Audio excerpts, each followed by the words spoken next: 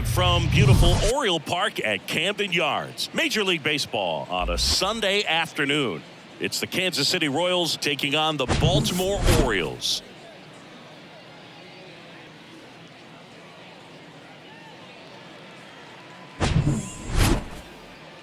First pitch coming at you right after the break.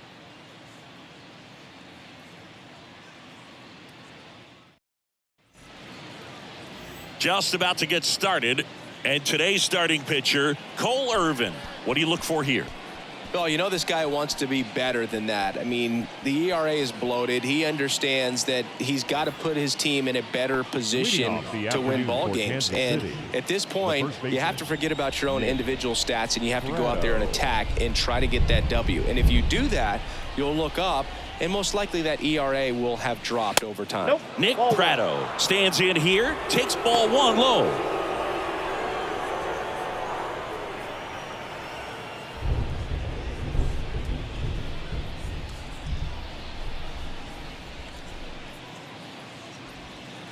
Next pitch downstairs, ball two.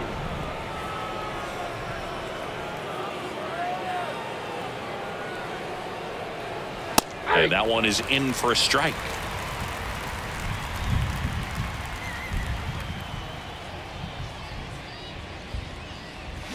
Next pitch is outside.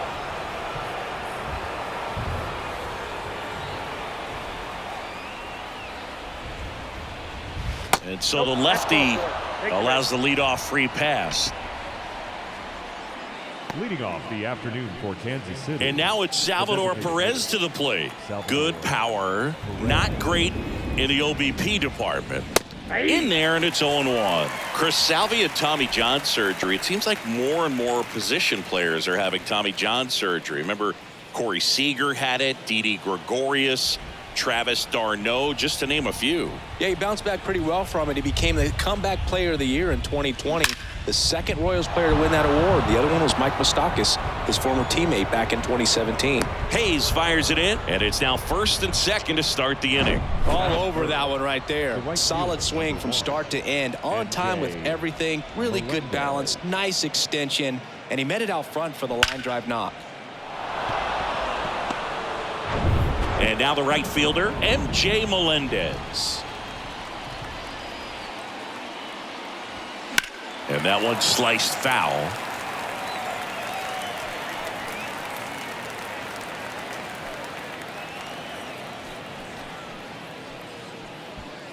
No outs, runners at first and second.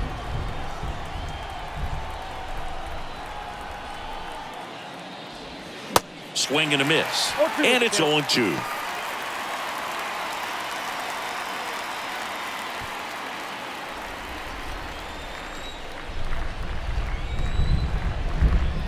Left-hand batter waits. Swings and misses on the fastball up in the zone for the strikeout. Well, pitchers have become so much better at commanding that high fastball. It used to be that a lot of guys didn't like to throw it because it threw off their release point and their mechanics, and they're aimed at keeping everything at the knees, get ground balls. But because hitters get a swing path that can lift balls at the knees up in the air and over the fence, this pitch has come back into play, and they are doing some special things with it. Bobby Witt Jr. in the box with one away as he takes ball one. The last thing he wants is to hit the ball on the ground, but I wouldn't expect many pitches up in the zone. They'll be pitching for a double play in this spot. 2 on, 1 out. He was late there, strike one. Well, he just threw that fastball by him, elevated, and if you're not looking up in that location, very difficult to catch up to, especially with that velocity. Next offering is in for a strike. Really going after him here. All fastballs to get ahead in the count.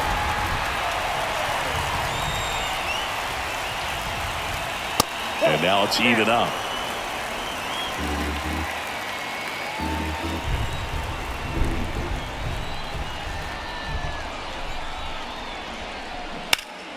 And a foul ball, he stays alive. Definitely got the hitter conscious of the pitch inside. Really think the outer half is open.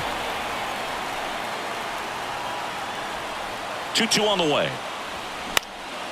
That one hit to right. Santander drifts towards it. Hauls it in, and there's 2 away.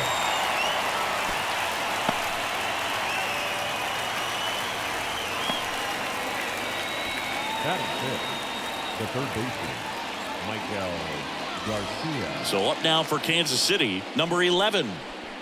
It's interesting, he plays kind of a power spot defensively, but runs pretty well. So when you're looking at that position, you're not expecting someone that has maybe above average speed, but he does. And first offering is fouled off. First and second, 2 down.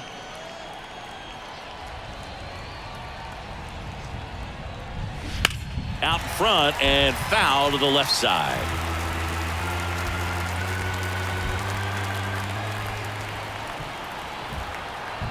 The 0-2. In the dirt. No advance. Good job behind the dish.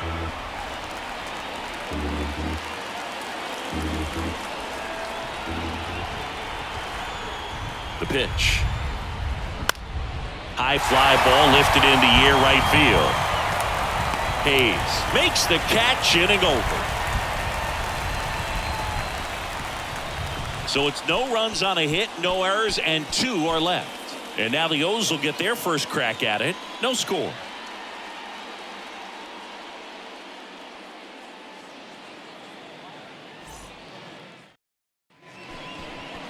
Back here in Baltimore, today's starting pitcher, Brady Singer.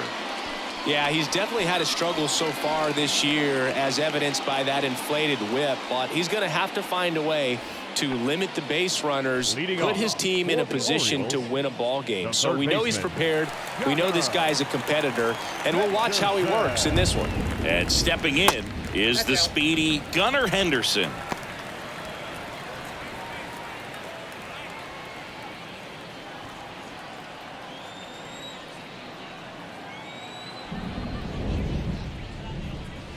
That's in there, and a count 1-1.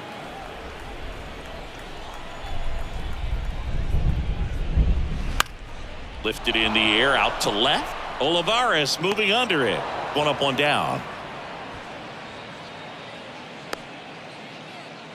Batting second, the catcher, Adley. Here's Adley Rutschman, known for his rocket arm behind the plate.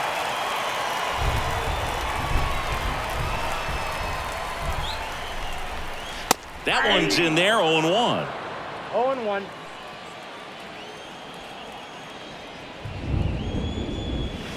And the slider just misses.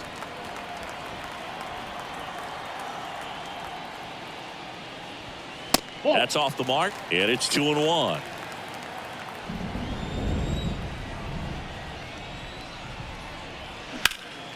In the air, left side. Olivares moving under it. Snags it for the second out. Batting third, the right fielder, Anthony Santander at the plate.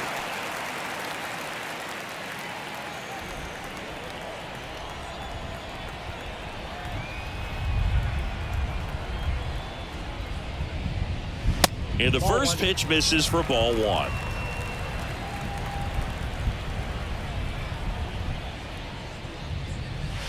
And that's downstairs and outside. Nasty backdoor slider. There's really nothing you can do with that if you swing at it. So that's a good take by him.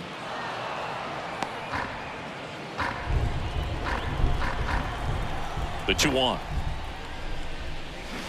Fouled off to the right.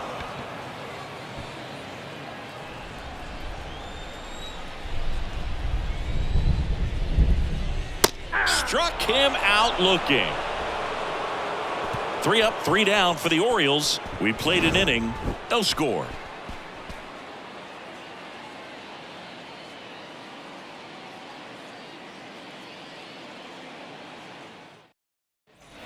Back now at Oriole Park. New inning getting started. Here's the second baseman, Michael Massey.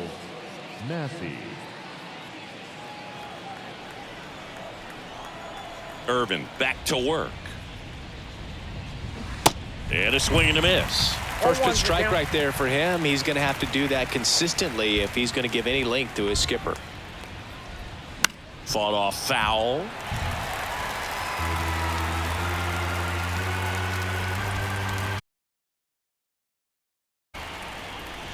Swing and a miss. Snuck the fastball by him. Really aggressive at the plate in that at-bat, Siggy. He was hacking at all of them. Yeah, and he chased all three of the pitches, Boog, and that's not an at-bat you feel good about as a hitter, but I think we have to give some credit to the guy out there on the mound. Clearly those offerings had some serious deception to him. And the batter now, Edward Olivares. And first offering is fouled off.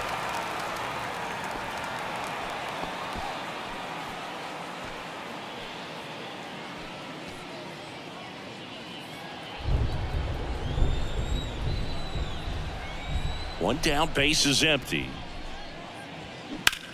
That's out to center field. Hicks sizes this one up. He's got it, and there's two away. Batting eighth, the center fielder, number 6. Drew Waters stands in. A switch hitter batting right.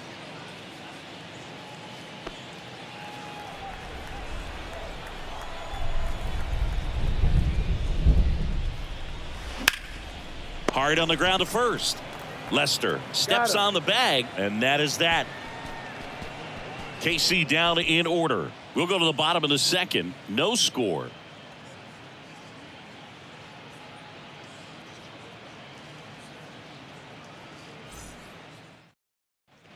We head to the bottom of the second, and now it's Austin Hayes. He's got pop, which is a little sneaky because he's so comfortable with taking his base hits to the opposite field, but he can jump you if you make a mistake. The wide to kick the pitch. That's a little bit low. Counts 1-0.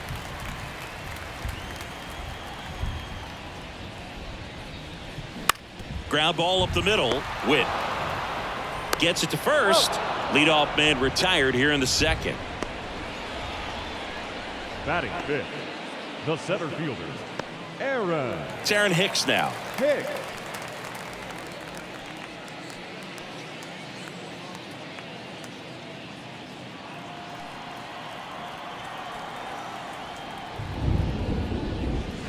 First offering misses badly for ball one. Second inning here, no score. Next pitch is downstairs. Ed Drummond behind the plate calling balls and strikes. Maybe one of the most respected umpires around the league. He's not the kind of umpire that you're likely to notice back there, and that can be a huge compliment, really. So if you're just kind of quietly doing your job, staying consistent with your calls, hitters, pitchers, managers, even fans, they're all going to appreciate you. Ed Drummond, he's that kind of umpire.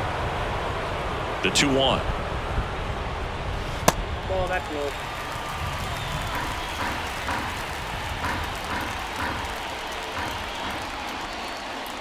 And it's ball four. He missed down low. His ability to draw walks has been something that's been part of his career since day one. Ryan O'Hearn comes up to hit.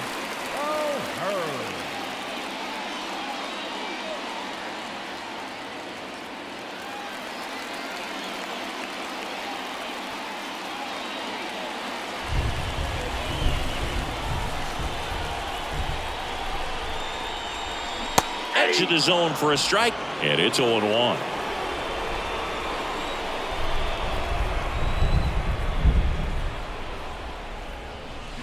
Swings and misses at the pitch off the plate.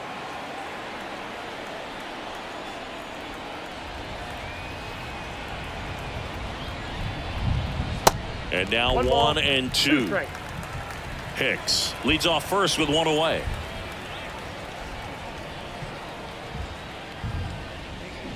Swing and a miss, struck him out.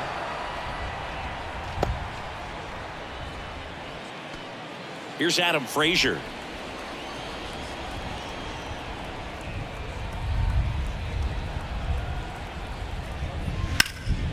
Hit pretty well in the air out to center.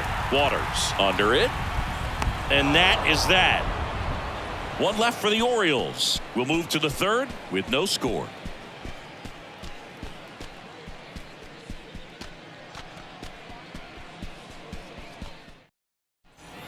On to the third inning, and here's the catcher, Freddie Fermin. Number 34, Freddie Fermin. The wind of the pitch. That misses the zone. Ball one.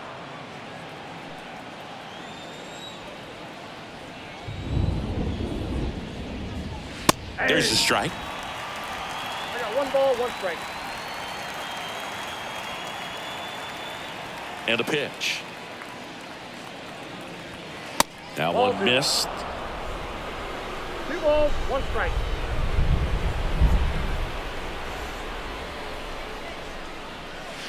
Just missed.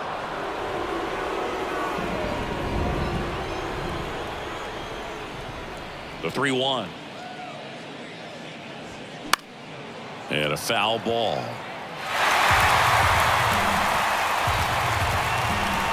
Kicks and fires. Vermin started after it, tried to hold up. Now a look to first. No swing. He held up. Clyde Washington with the call there.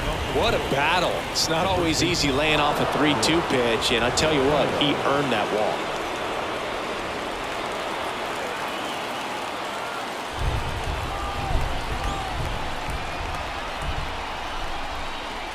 Prado in the box now. Takes strike one.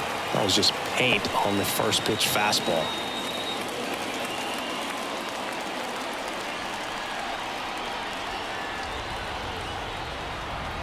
And the 0-1. There's a strike. Don't play situation here. He's been working up in the zone. Typically, you look for guys to get that ground ball. See if he adjusts on this next pitch.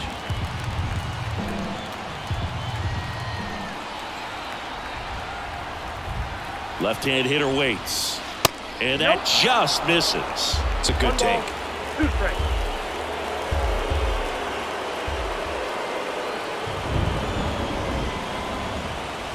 That one just misses. 2 balls, 2 strikes. He's really tightening up his hitting zone with 2 strikes here. I love it. Swing and a miss. That's a strikeout. He swung over top of the curveball. We're going to take a look at the pitch sequence of that at bat, and the thing to notice are the pitch locations. Every single one of them on the edges of the strike zone, and as a hitter, that can be pretty frustrating because you don't expect a pitcher to be able to make quality pitches one after another like that. And so those are tough spots to do damage, and a great demonstration of pitch command, and it got him a punch out that time. And now it's going to be Salvador Perez. And that's in there for strike one. Salvi is a star in Kansas City. He debuted with the Royals as a 21-year-old, helped them win a World Series in 2015. In fact, he did more than help. He ended up being the World Series MVP. Swing and a miss. And it's 0-2. Top of the third, no score.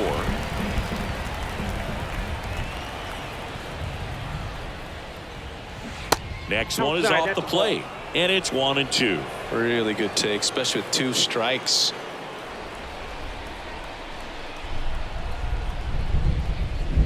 Got him.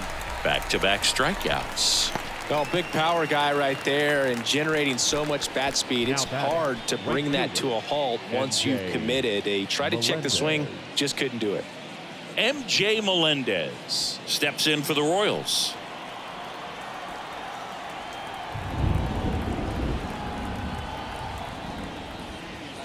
First pitch just misses.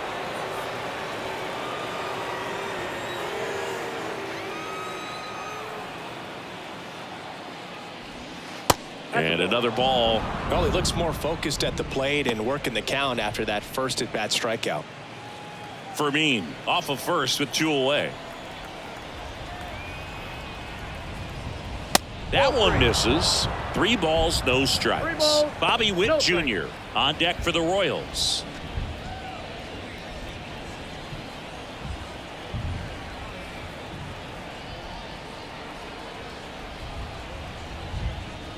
And a 4-pitch walk. 4 pitches. That's an easy walk, man. He could have walked me right there, Boog. The last one wasn't even close. Now here's Bobby Witt Jr. He's 0 for 1.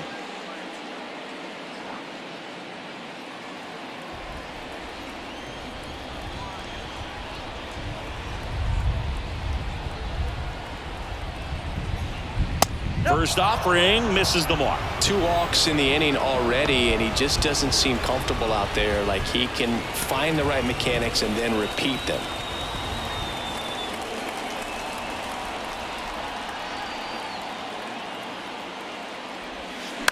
That one to first. A flip to the pitcher covering. That's out number 3. Royals strand a pair, and we're still knotted at 0.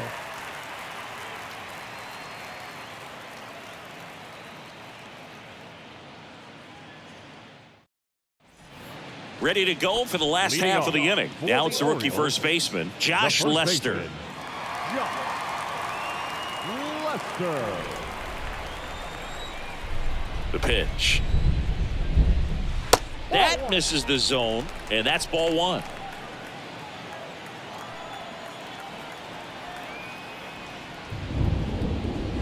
Swing and a miss. Ugly 21. swing right there. Good late sink on that fastball. Out of the hand looks so good, and then by the time it gets in the hitting zone, hard to get the barrel to it.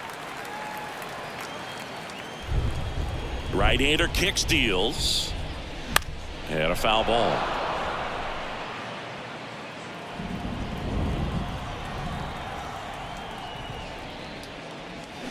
Swings through that, and it's a strikeout. Snap throw. Bogey just ran out of patience there. He took a couple of pitches Batting ninth, to even that count the up shortstop, at 2 balls and 2 strikes, but that time chased outside the zone.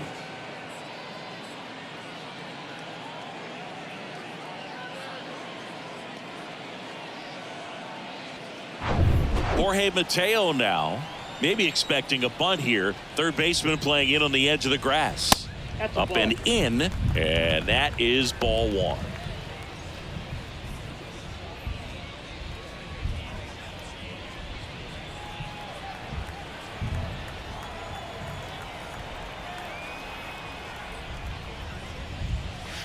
In there at the knees.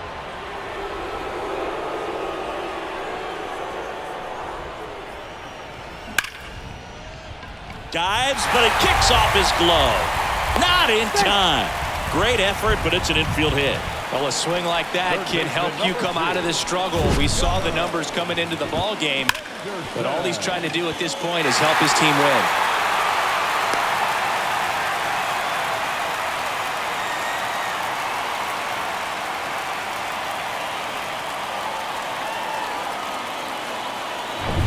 And next for the Orioles, Gunnar Henderson. 0 for 1 with a flyout. In there for strike 1.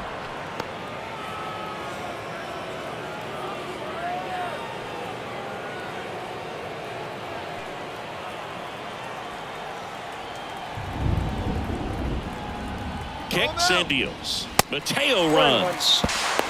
Throw to second, tag, and they got him.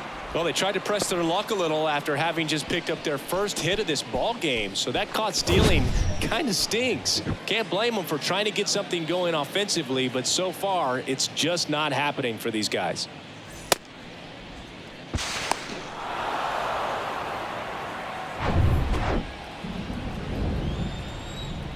Righty delivers.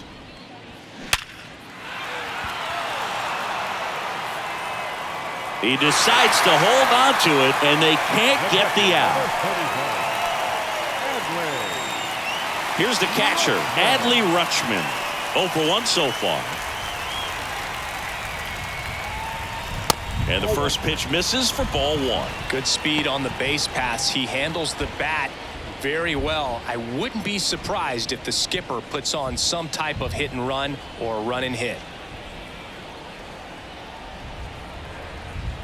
2 outs.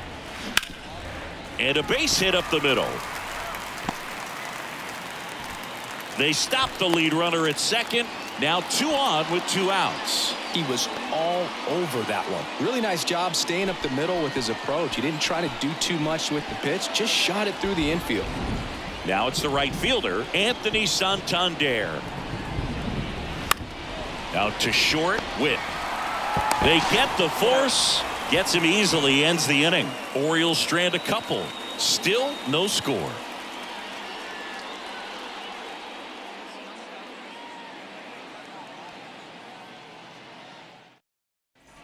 As we go to the top of the 4th, and to the plate for Kansas City, number 11. Michael Garcia.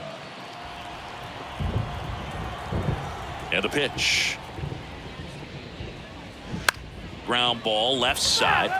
Well, these Royals doing a great job, Boog, of just waiting for the right pitch to come their way, and I'm seeing very patient at-bats out of them. They've worked 3 walks already, so that proves they're not anxious up there. They're sticking to their game plan, and it's working. 0-2 now. Cuts and misses. It's a strikeout. Very frustrating right there as a speedy potential base runner when with 2 strikes you just struggle to put the ball in play. You don't even have to get a hit at that point. You can help your team just by reaching on an error, but some way you got to find a way to shorten up the swing and put the ball in play next time. Michael Massey steps in for the Royals. And a good fastball to start him off. That's strike 1.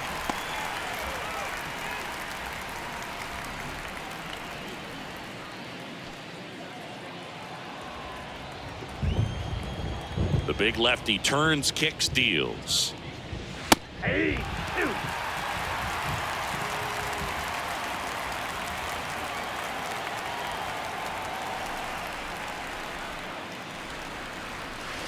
Ball 1 there.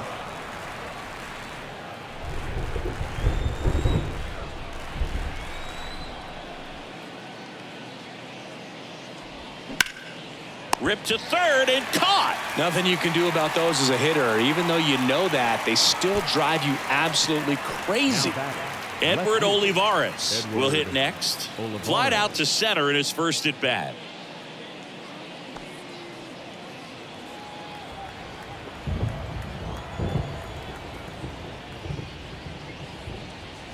And ball 1.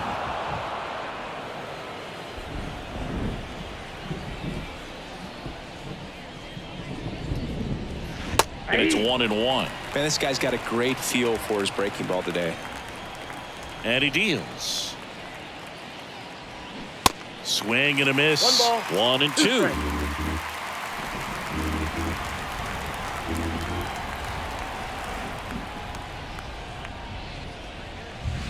And now 2-2.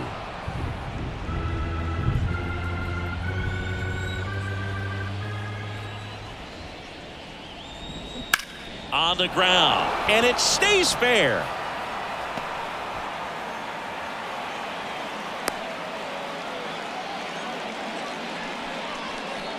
The center fielder.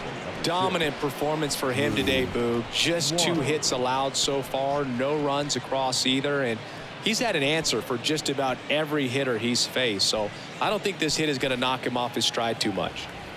Runner at first with 2 away. And next up for the Royals, Drew Waters. He's 0 for 1.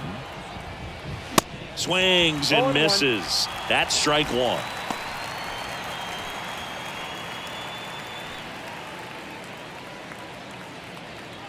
Olivares off of first with 2 away.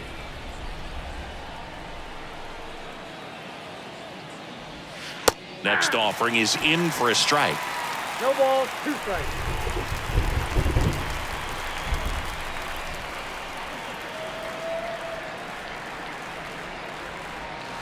And a curve is down and in.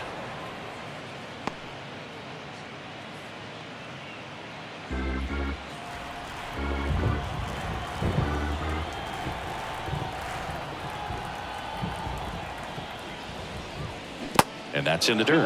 Well, with the amount of pitches that can end up in the dirt, a good secondary lead doesn't have to get away from the catcher, but if you're anticipating based off the trajectory, get yourself into scoring position. Freddie Fermin waits on deck.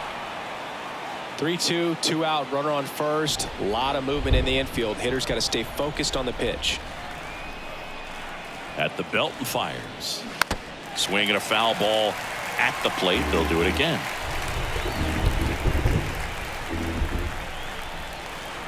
Here comes a pitch. The 3-2 is off the outside edge, and that is ball 4. He just hasn't had great command of his pitches in this one. Definitely more walks than you'd like to see. So 2 down. Freddie Fermin digs in now.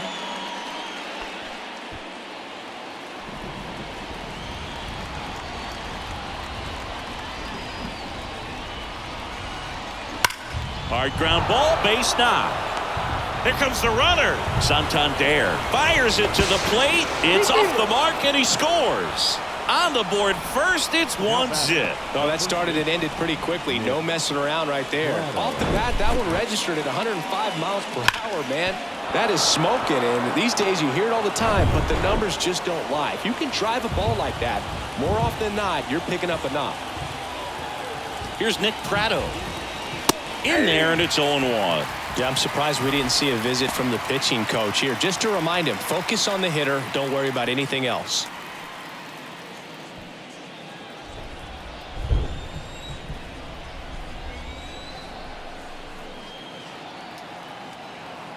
And a pitch.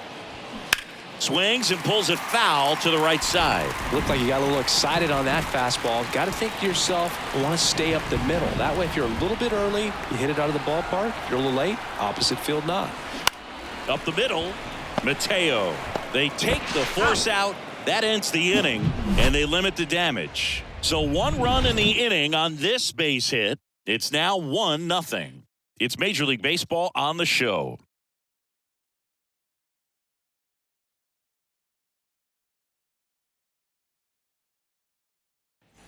Bottom of the inning, and into the box for Baltimore, Austin Hayes. The left fielder, Austin Hayes. And a pitch. It feels like we might be headed towards a rain delay if the weather doesn't ease up, Chris. Yeah, the umpiring crew are going to pay attention to how the weather is impacting this game, and the moment it becomes dangerous, I think, is the moment we'll be forced to take a break. Hacks and misses. It's a strikeout. Well, that right there is just a pitcher's pitch, tailing away from the hitter, blowing away with some good action at the end. You know, even if he gets the bat to that ball, it's probably just a weak ground ball to the opposite side. I tell you what, that's a tremendous 2-strike pitch. Now here's Aaron Hicks. Worked a walk at his first trip to the plate. That's in there. Strike 1.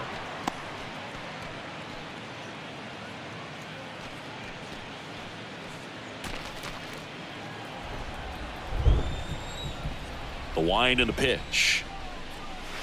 And there's a strike on the outside corner.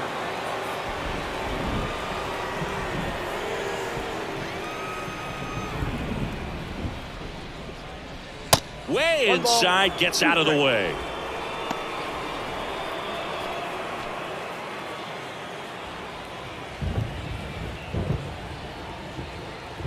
And a ball and 2 strikes. Swings and misses, struck him out. Ryan O'Hearn, the next to hit. The designated hitter, Ryan O'Hearn.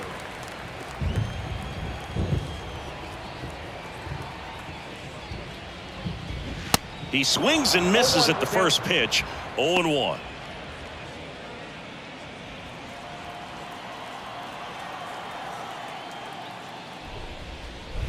And that's outside.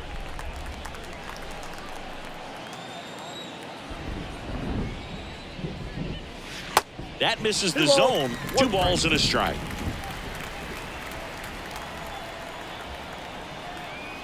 And here it comes.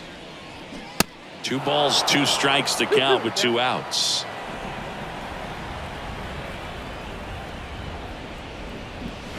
That misses off the outside edge.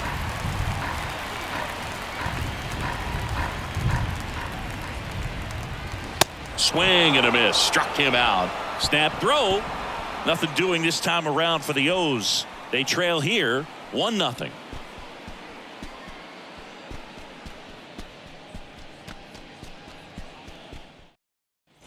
And welcome back. Ready now for the 5th inning. So here's the Royals DH, Salvador Perez.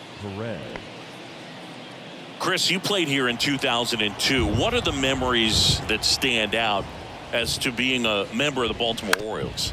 For me, it was just pulling into the parking lot and having those that were there with an encouraging smile or a pat on the back, regardless of how things were going. It made it a lot easier to come to the ballpark, whether you were doing well or you were struggling. And then the way that they treated your family. I mean, this is a great place to play, and I'd say it's got to be one of the top places in all of baseball. Check swing on an 0-2. Appeal to first. No swing. The 1-2. Back to the mound. And the leadoff man set down in their half of the fifth. And you had a cameo in the movie Moneyball as an Orioles player in a highlight clip. MJ Melendez now at the plate.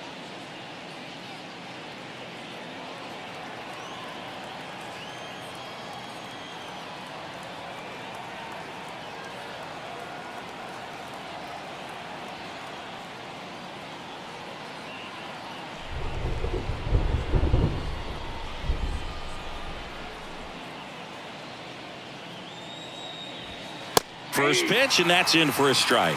Not what he's looking for there in the 0-0 count. Looks like he wants the ball down in the zone. And that one ripped to left, and that's just foul. He's getting the barrel to the ball. He's just got to work on that timing a little bit.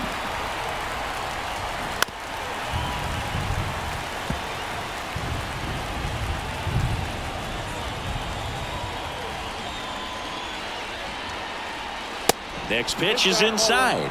1-2 to count.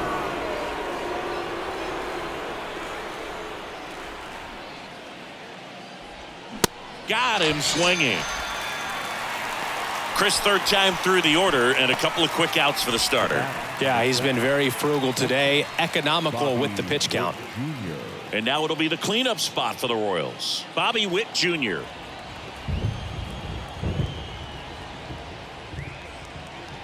Bobby Witt Jr., a second-generation big leaguer.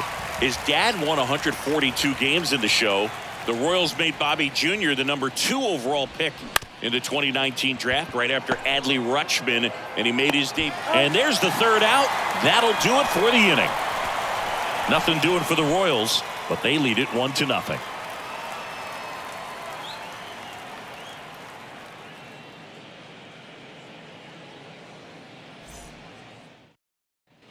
We head to the bottom of the fifth. Now it's the second baseman, Adam Frazier. Second baseman. Well, these fans definitely want to get involved in the game. All it's going to take is to get the leadoff man or even a base runner on. In the air, left field. Olivares moving under it. One away. It really feels like we might be running out of time before a rain delay is called. This rain is not letting up. Yeah, and if we do get a delay, the unfortunate thing is the clock's going to start ticking on these pitchers, and they won't be able to keep their arms warm forever if it's a long break, and going to have to exit this game a little early. Lester stands in now and watches strike one. Well, on the mound, very efficient, able to produce an outcome, it seems like, within the third or fourth pitch of just about every at-bat. Swing and a high fly ball out there towards left field. Pulls it down, and there's two gone.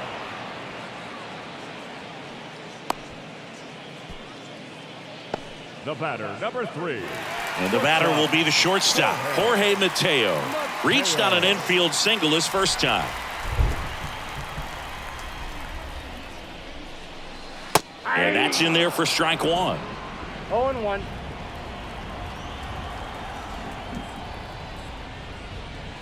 Outside. 1 ball, 1 strike.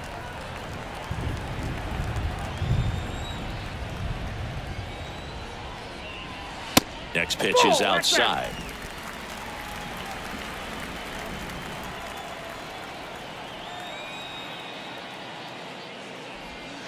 And downstairs. Well, these guys have had a hard time scoring in this one. The guy out there on the mound wants to keep attacking, make sure that they don't get any confidence. 3-1 now. And there's ball 4.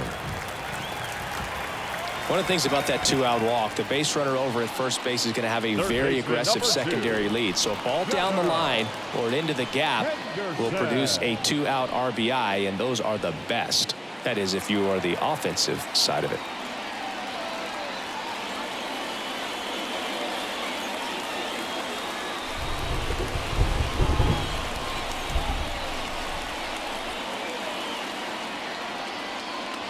Henderson in the box with 2 gone and takes a look at a called strike.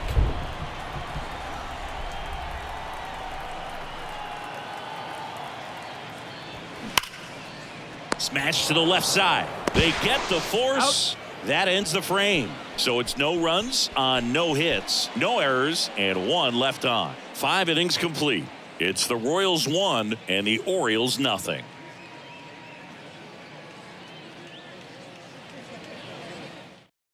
So a new arm out of the bullpen for the Orioles, Kyle Bradish. Well, he struggled quite a bit, so this is another opportunity to get on the right track. He's given up more than 1 hit per inning pitch so far this season. So digging in, number 11. The pitch. Now a drag bunt, third base side, and he grabs it foul. Bradish, a righty that throws with power. He features a four-seam fastball, a slider, a curve, a changeup, and he works in a two-seamer. Some real good life going through the zone on that one. The 0-2. On the ground to the left. Henderson over to first in time. And a quick out, number 1. The batter, number 19, second baseman. Now at the plate, Michael Massey. Massey.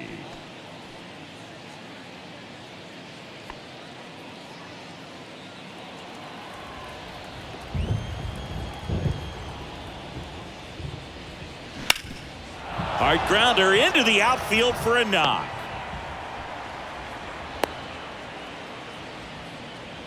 Well, no waiting around right there. He was ready to swing it on the first pitch. Once you get the ball by the pitcher, there's a lot of base hits up the middle, even on ground balls. So a nice job to use that big hole and get himself a hit.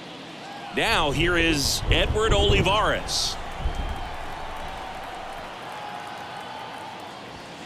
And that one just misses. A ball and no strikes.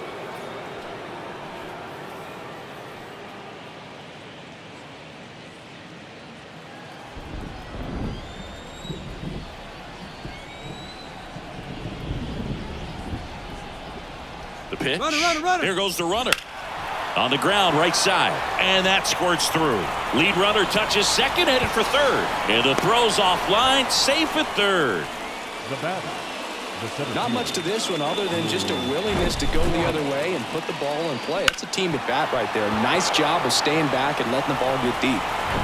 Drew Waters steps in for the Royals. Now move to first. Olivares back in standing.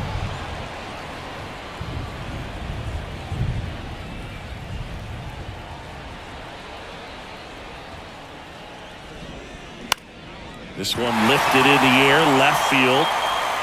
Drops into the glove. Runner tags from third. The tag gets him, and it's a double play to end the inning. Base runner decided to test him, and it was a bad decision. Outstanding throw on a frozen rope at home. That'll end the inning with a bang.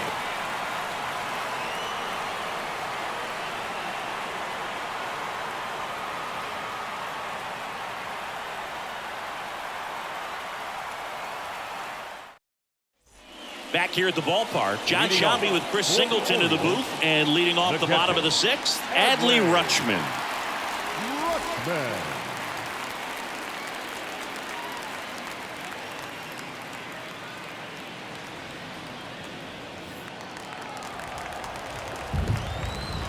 Singer back to work. Breaking ball through there for a strike. And it really looks like these hitters have been in between with their timing today. Good fastball, excellent slider, but they've not been able to commit to one velocity and stay there. Here's a 1-1. It's through for a hit. So a man on base to start the inning. Now batting, the right fielder. And now here is Anthony Santander.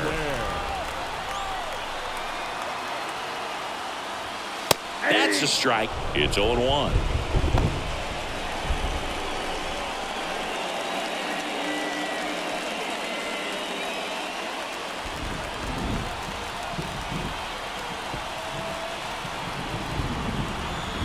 The pitch. On the ground, could be 2. Fires to second for 1. Over to first, safe. Well, he's doing a nice job of keeping the ball out of the air. Lets the defense work behind him with another ground ball. Good execution. Here's the left fielder, Austin Hayes. Definitely wants to stay out of the double play here. Ball on the ground in the infield. Should be an inning-ending double play. That one's in there, 0-1. Well, he's been incredibly efficient in this one. First pitch strike percentage over 70%. That's well above league average, and that's what's allowed him to pitch well up until this point. On the corner for a strike. 0-2 now.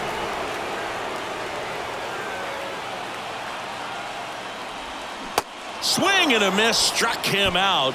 Now 2 out. That's that classic wipeout slider below the zone right there. Just nasty. Looks like a fastball thigh high that you got to protect the zone, and then it's just that late break that fools you and kind of makes you look silly. Aaron Hicks at the plate.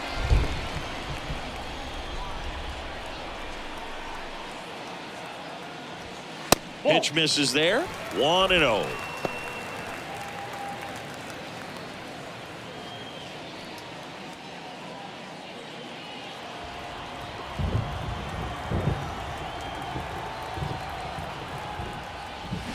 They say you win. 1 ball, 1 strike.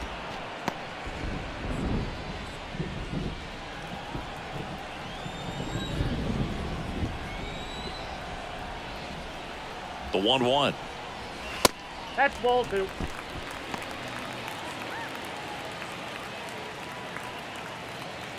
Santander, the runner at first with 2 gone.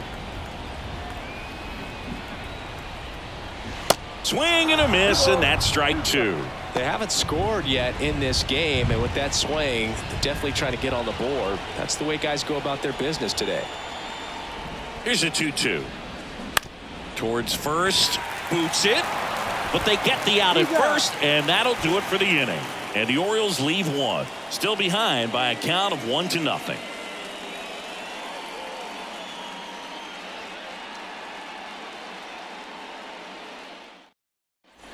Top of inning number 7, and now the catcher comes up to hit. Freddie Fermin. Freddie Fermin. The wide to kick the pitch. That one finds the zone. That's strike 1. Well, we call that keyholing. Even though it's right there and looks pretty good, if he doesn't love it, he's not going to swing that early in the count. And it's into the gap, and that's going to roll to the wall. Around first, heading for 2. In safely. It's a double and his second hit. Man, those are the types of hits where you don't feel any vibration in your hands whatsoever. Such a good feeling. Everything was mechanically sound with that swing right there. I mean, that's pretty much what you're wanting to replicate with every rep you take. You want good balance, barrel directly to the baseball, and good long extension after contact out in front of home plate. Man, there are a lot of doubles in a swing like that. So the batting order turns over. And the batter now, Nick Pratto. And he swings and misses, and it's 0-1.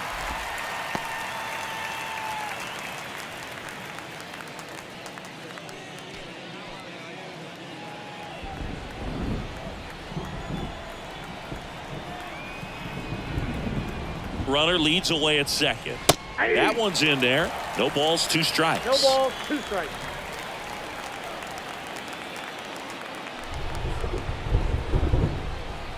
And the right-hander deals. And that misses off the outside edge.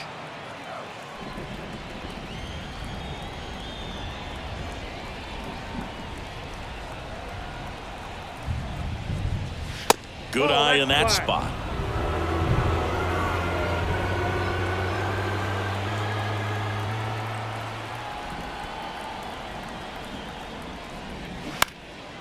In the air out towards right center.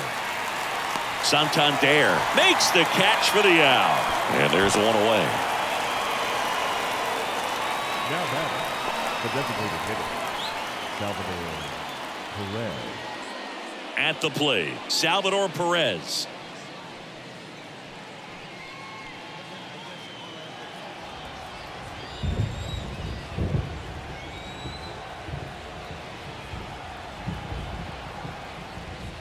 Looks like they want to set up the double play.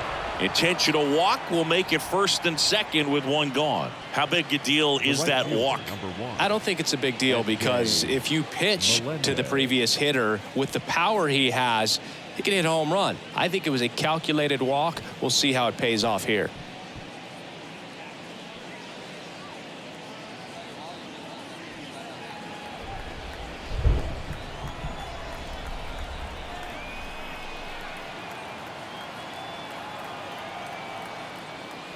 Melendez in the box now, takes strike one. Well, in this situation with runners on, you've got to get ahead in the count so that you can dictate the rest of the at-bat. Nice job right there. And misses inside. At the dish, looking to lift the ball in the air in this spot. Anything but the inning double play, Boo. The next pitch misses, and that's ball two. Good spot for the hitter. Definitely has the advantage in this count with runners on. Look for him to be aggressive on this next pitch.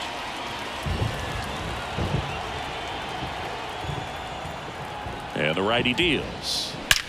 That one is absolutely belted.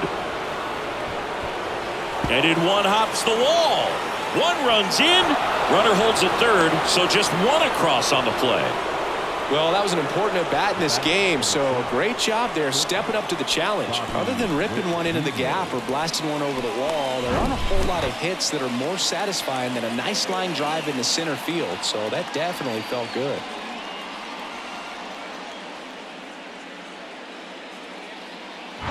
Bobby Witt Jr. steps in for the Royals.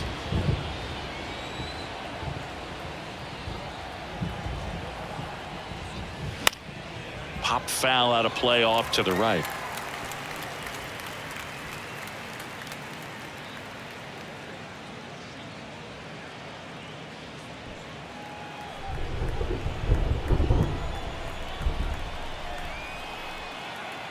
The pitch. Aye.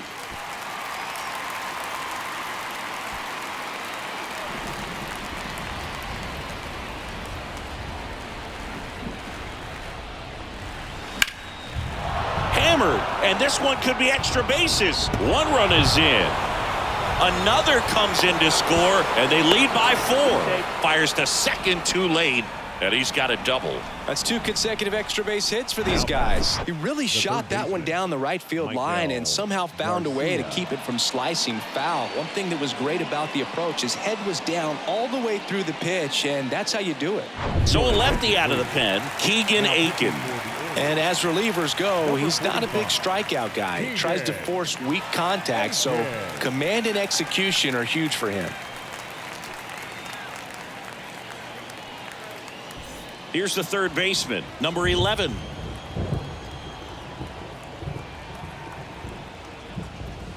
That hits the dirt. Ball 1.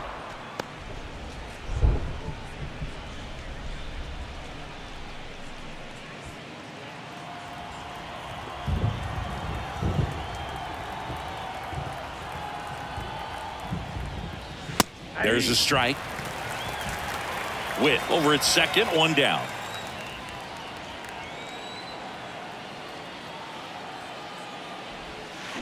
The 1-1 is fouled off.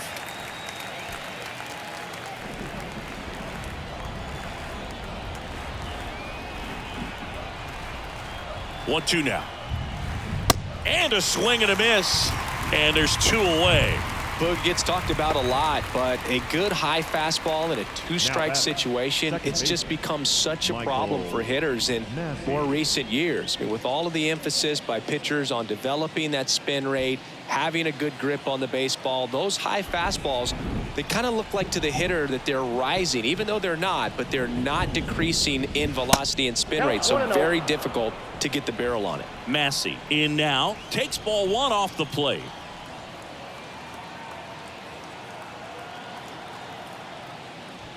So 2 balls and no strikes.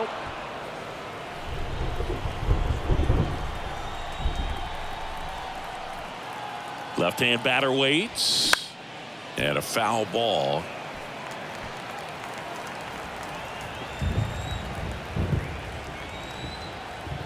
The 2-1. That's a bullet, but it goes foul.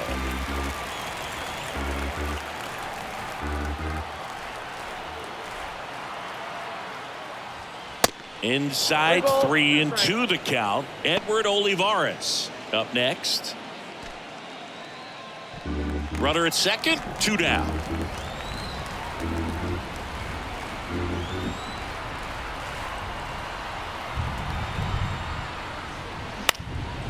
In the air, left field. Pulls up and it drops for a hit. The run comes in from second. It's 5-0. Puts a run on the board and picks Now up an batting, RBI. the That pretty left much fielder. split the zone down the middle, and those are the ones where you got to make them pay.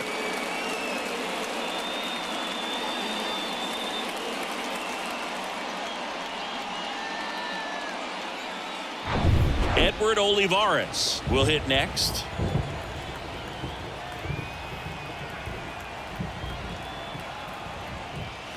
Ball one low.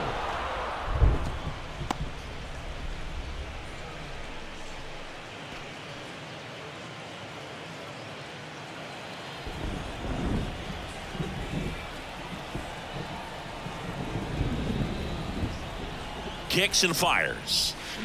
Bounding ball here, rolls foul.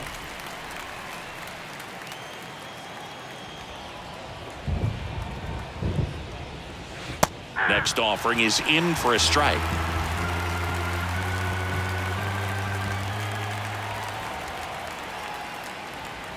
A little bit low. And that's awfully close. I don't know how you take that. He's seeing the ball out of the pitcher's hand really well right now.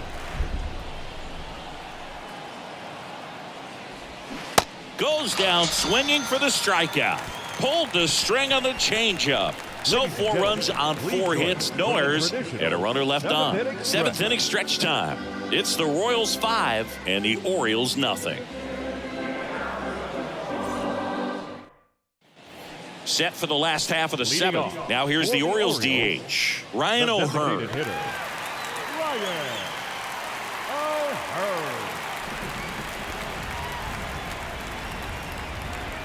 The wind of the pitch. Swings and misses. 0-1. Usually when a pitcher's had a dominant outing, he has filled up the strike zone and he's gotten ahead in the count with first pitch strikes. Well, that's exactly what this guy has done in this one. Over 70% first pitch strikes. No. Going to count 1 and 2. Good slider down and in can be so hard to get on plane with. You're better off taking that pitch. Swing and a miss, and he is down on strikes for the 3rd straight at Now bat. batting, the Adam second Frazier, baseman, the next to hit for the Orioles. Frazier.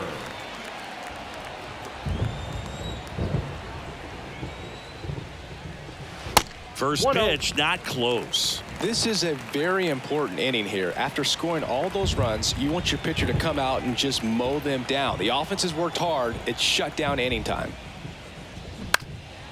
Bounced up the middle. Lays out, but he can't squeeze it. That leaves him without a throw, and he reaches safely. First baseman, Josh Lester.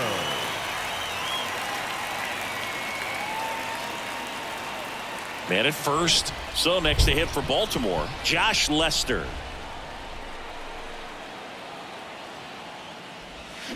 They say you win. 0-1's the count.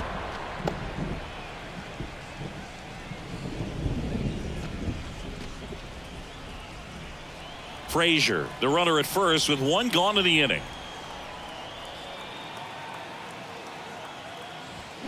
Comes up empty. That's strike 2.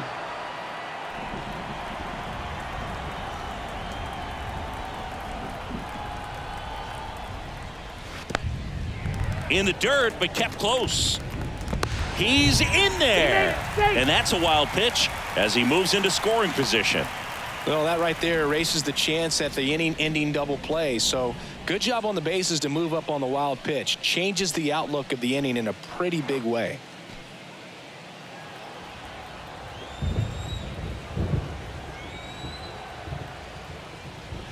Swings through that one. It's a strikeout. And he's down on strikes for the 2nd time today. Now it's the shortstop, The batter, Jorge number 3, Mateo. Shortstop. We talk about guys with good speed, and definitely he has it. But pushing the offensive side for just a second, Chris, it's the defensive side that I think the speed factors in the most. In there for strike 1. Well, he gets to balls that get by most people at that position. just really impressive because there's certain times the ball comes off the bat. Can't glove it cleanly, but in time. Nice job to stay with it to end the inning. One left for the Orioles. It's 5-0.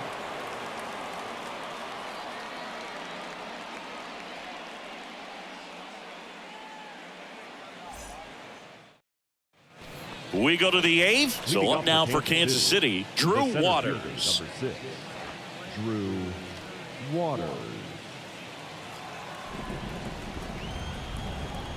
And a pitch. And that's in for a strike. 0-1.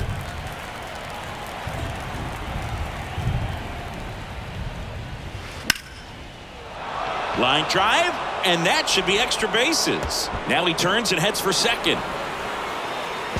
And it's a leadoff double as they look to keep pulling away. Now batting, catcher. Anytime you rip a line drive the other way, you feel really good about what you did at the plate. You trusted your hands, you let the ball travel, and you took the barrel straight to it. That's great work right there. So a man aboard. Freddie Fermin digs in now. First pitch doesn't find the zone.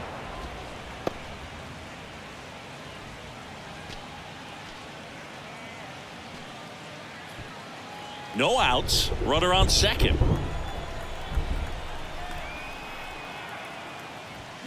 And it's even up. 1-1.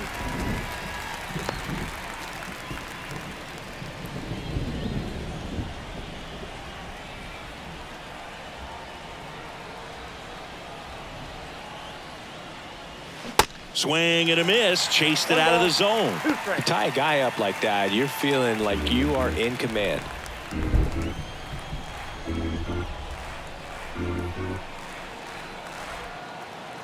Here's a 1-2.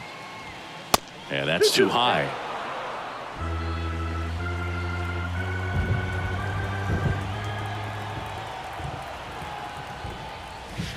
The next offering misses. And now it's 3-2.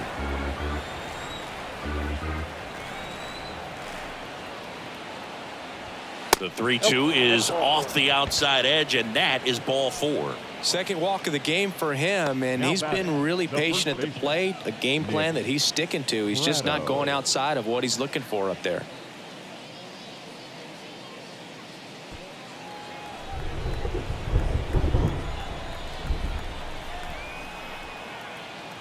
Prado in the box now. No balls and a strike. First and second here, no outs.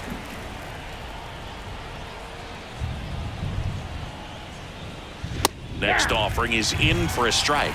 All right, now he may have not liked either of those first two pitches or agreed with the umpire's calls, but at this point he's going to have to bear down and be ready to hit anything close to the zone. And 1-2.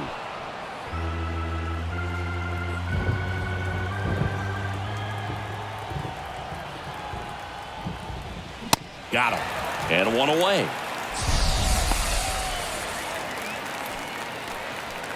Two on with one out. Salvador Perez steps in for the Royals. Perez.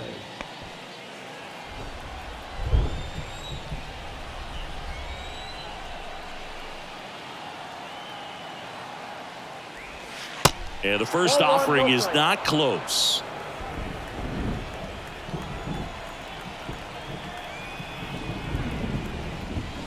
Now 1-1. 1-1.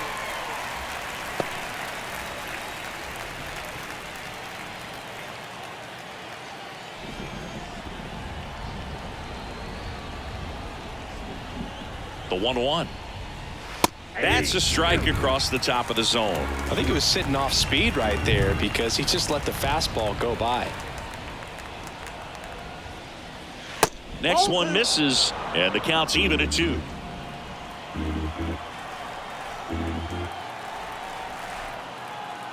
And a pitch. Battling here as he fouls it away. Waters, the lead runner, out at second. Fermin at first, one gone. Swing, and that ball smashed on a line. And he makes the catch. And there are 2 down. Man, that's one of those at-bats where you have to remind yourself it's about the process. He did everything right there. Nothing to show for it. But in your mind, you have to convince yourself that it was a very good at-bat. MJ Melendez steps in for the Royals.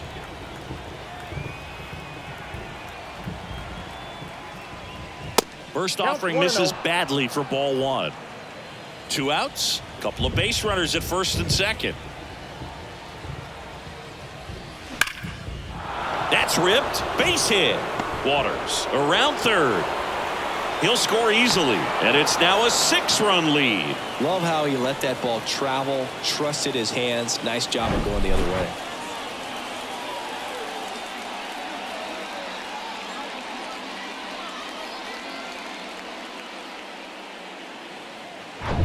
So 2 on with 2 away. Next to hit, Bobby Witt Jr. A chance for more damage right here. A couple of RBIs for him in his last AB. That's in there. Strike one.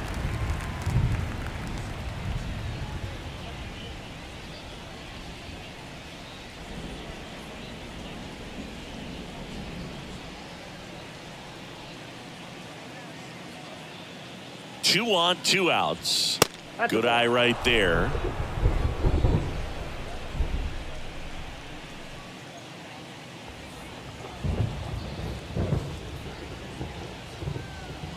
Ball to strike.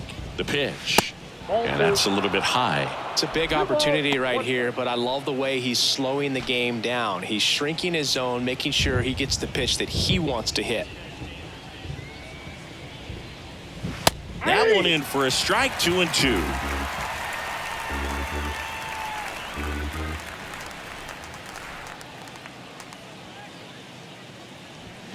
And a swing and a miss. And that's that.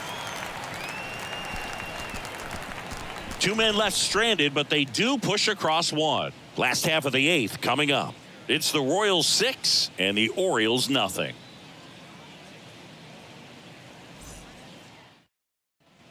Back here in Baltimore, now Gunnar Henderson.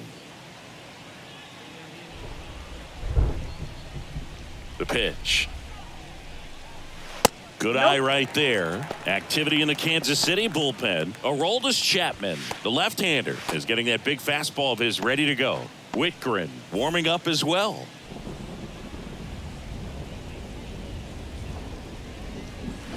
And there's the strike. Singer still out there to pitch the 8th and working with a big lead. He's been excellent, really on his game in this one, and at this point, he wants to finish what he started. 1 ball, 2 strikes.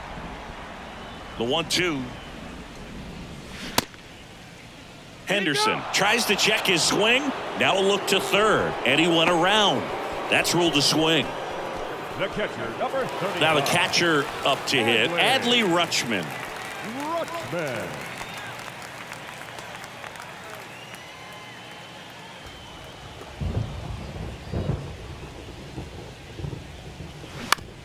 Comebacker to the mound. Throws to first. 2 up, 2 down. That's what a good sinker's designed to do. Get a guy to roll over a little bit, hit the ball on the ground, kill some worms while you're at it. 2 outs, base is empty. Anthony Santander, the next to hit.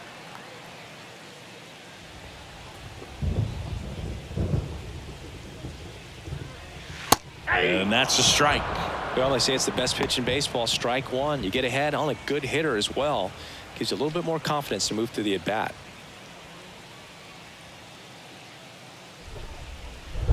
The 0-1 is outside, and it's a ball and a strike.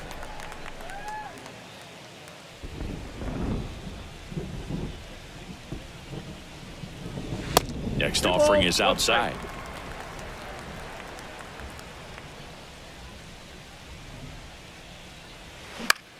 Swing and a ball lifted left field.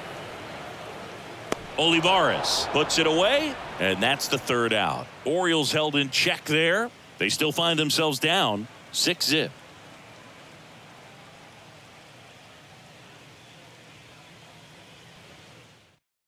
We're back. It's the top of the 9th, and there's a new pitcher on the mound, Danny Coulombe. I think it's got to be a little tough coming in out of the pen when your guys are trailing so big on the scoreboard. Just doesn't have the same intensity to it, but he's got to find a way because these batters count the same for his stats, obviously, regardless of the score. Number 11 getting ready to hit.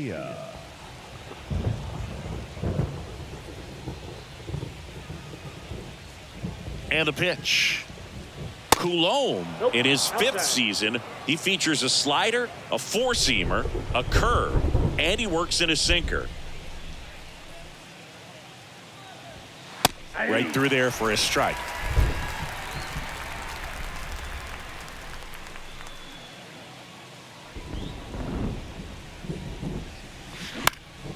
Up the middle, and that one handled in there safely. Boog, that's staying within his game right there. I mean, this speedster gets the infield single, and now he's on base to possibly do some damage. I love seeing what guys like this can do to disrupt the game once they get in a position to do so.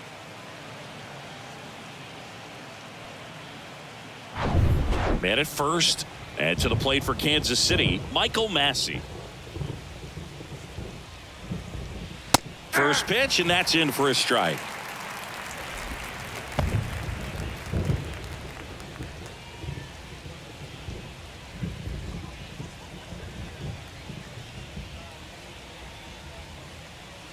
Kicks and deals.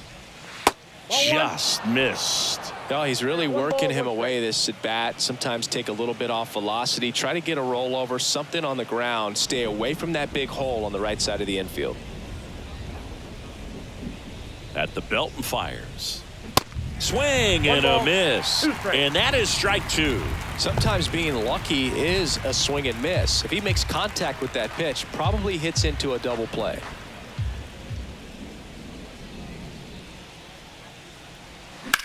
On the ground to third, and that's a fair ball.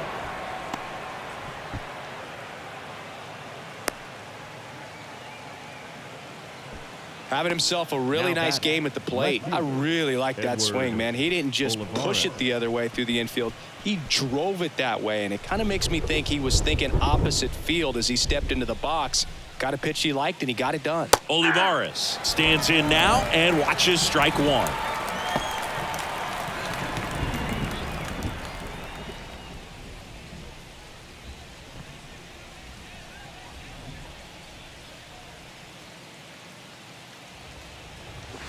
Next offering misses, and the count is 1-1.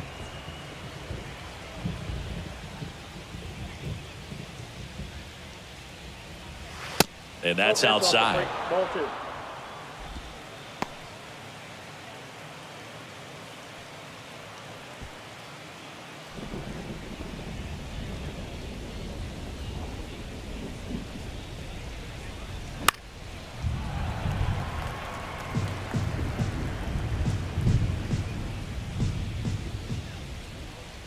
Two now. Line drive caught. Yikes, that ball was scorched, an absolute missile, and it almost becomes self-defense as the fielder. When one of those things comes screaming towards you, watch your lips. And next up for the Royals, Drew Waters.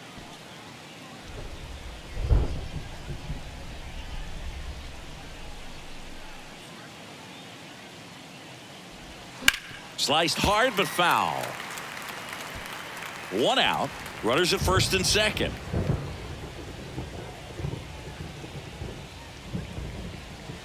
Off the mark there. And a count even 1-1. 1 strike.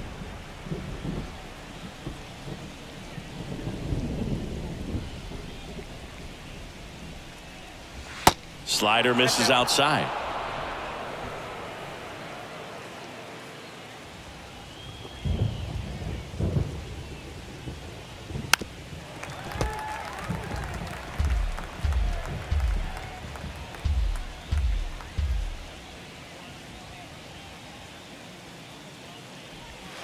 Goes down looking.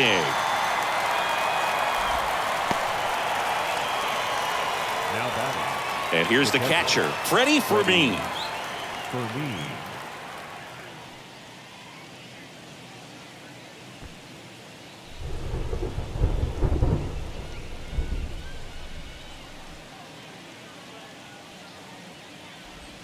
First pitch, and he just misses.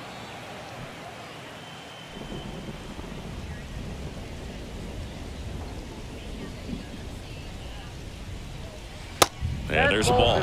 If you're the pitcher, you've got to go right at this guy. It's the number 9 hitter in the lineup. You can't be afraid of contact in this situation. Check swing, and that's a ball.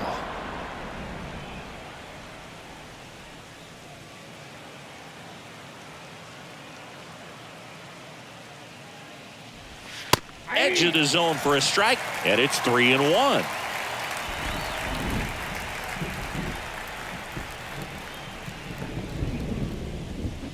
And a big swing and a miss. He has a tendency to chase out of the zone, and that slider that's down, that's one of his money pitches to get that swing and miss. Next offering is fouled back.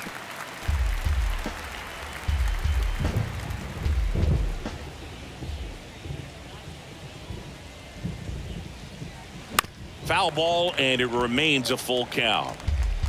Good battle here, about to be the 8th pitch of the at-bat. This to third, Henderson. Throw is low, and he can't pick it.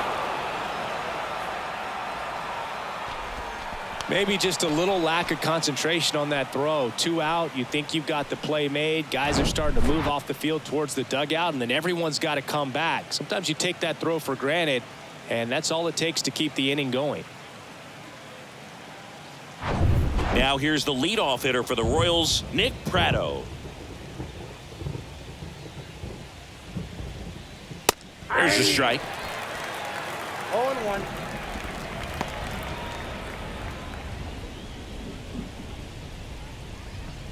Bases loaded, 2 down.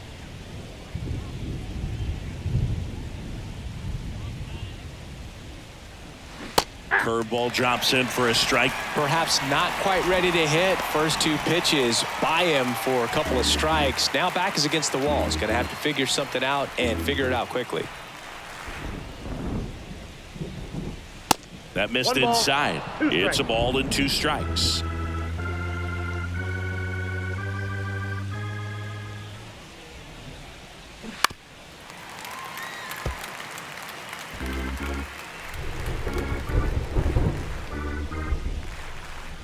Left-hand hitter waits. And now the count is even. 2 balls, 2 strikes.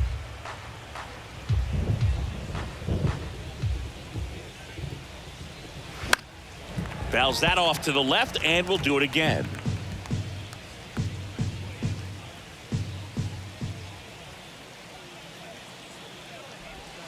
Got it by him for the K.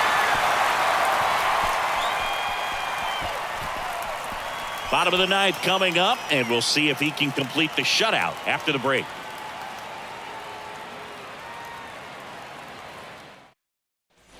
Welcome back. So bottom of the 9th, now the left fielder, Austin Hayes. The right-hander back to work. And a foul ball, third base side.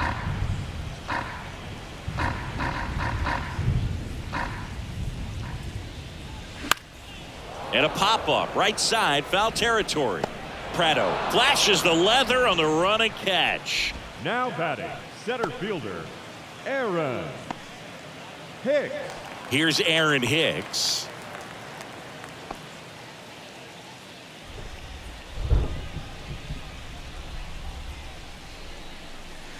First pitch just misses. Action in the pen down there. Jose Cuas up and loosening in the pen.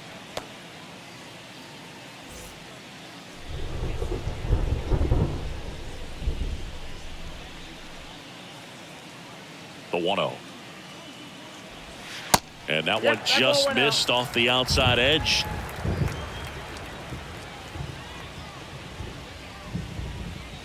Now a check swing, but he held up. I got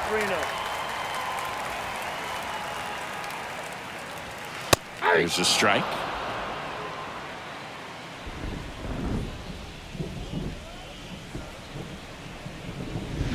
And now the count filled up 3-2. 3-2. Right-hander kicks, deals.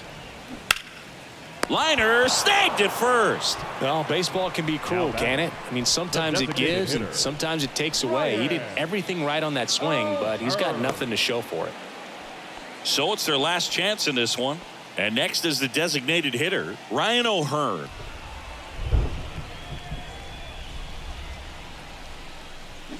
Swings through that one. He's gotten into a really good rhythm, set down 7 in a row. He just wants to get the baseball and deliver it as quickly as possible. Keep the momentum going.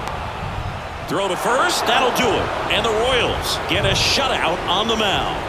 It has become increasingly difficult to throw a complete game shutout because of all of the offensive prowess that these hitters are showing around the league today. But he had total command of this game, and he saw it all the way through to the end. Nice win. 6-0 is how this one ends. For Chris Singleton and our entire outstanding crew here at MLB The Show, I'm John Sciambi. We'll see you soon.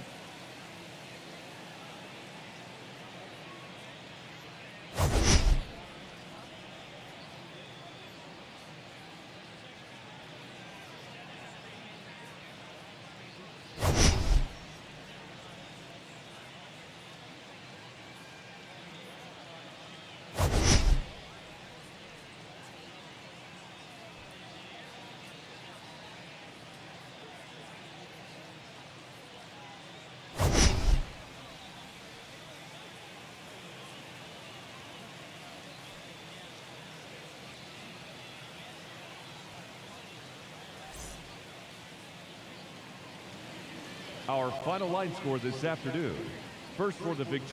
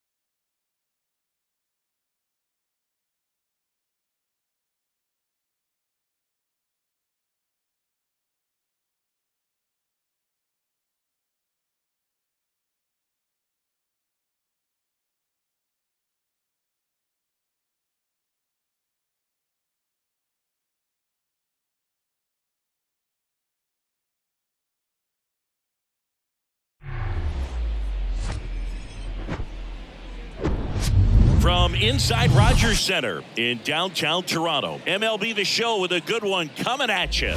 It's the Minnesota Twins and the Toronto Blue Jays. All right, we'll be back to get this one started after this.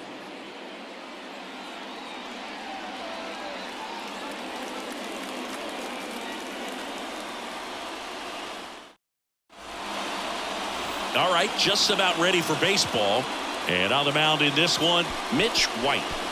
Well, he brings into this one an excellent strikeout to walk ratio on the season. And when you consider the amount of swings and misses that he gets and the fact that he's not issuing free passes, that's going to make him more economical in his pitch count, allow him to move into the middle and deeper part of ball games.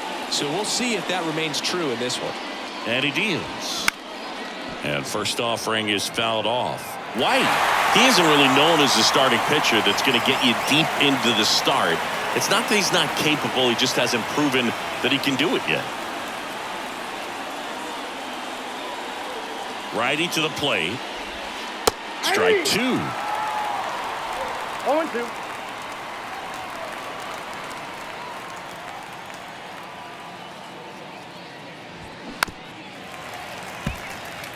He's got such great stuff. You just don't know from start to start whether it's a potential no-hitter or it's a guy that's only going to give you 3 or 4 innings. Not close with that one. And a count 1-2. But for the most part, with that kind of stuff, you expect him to get to the middle of the ball game. Next pitch is popped up. White makes the catch, and there's one down. Batting second, the designated hitter, Donovan Solano. Here's Donovan Solano. Good contact guy, good defender.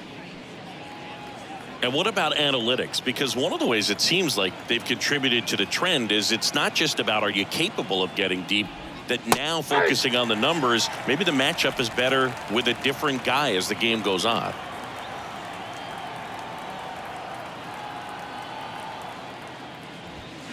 Foul ball there.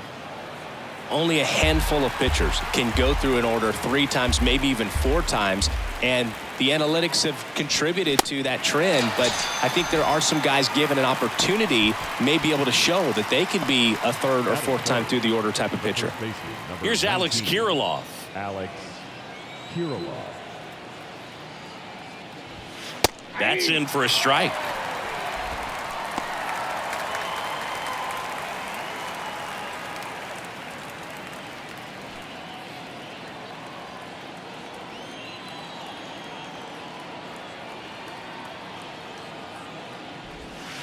Next offering is in for a strike.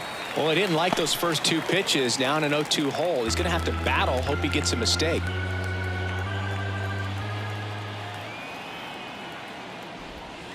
Got him looking. That's a strikeout.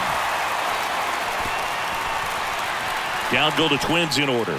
Now the Blue Jays will get their chance. No score. You're watching Major League Baseball exclusively on the show.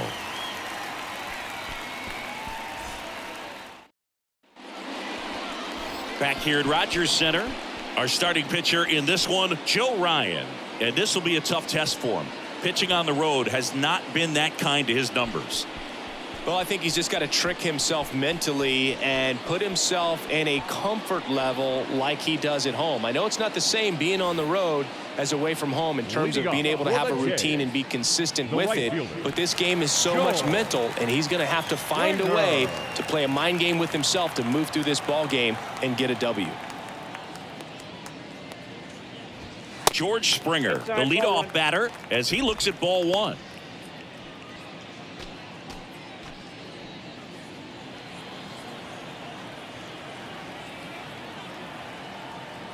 And the 1-0. Upstairs.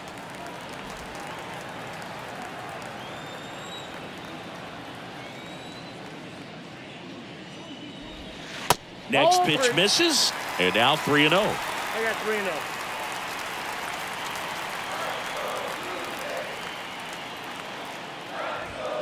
They say you win. 3 balls, 1 strike.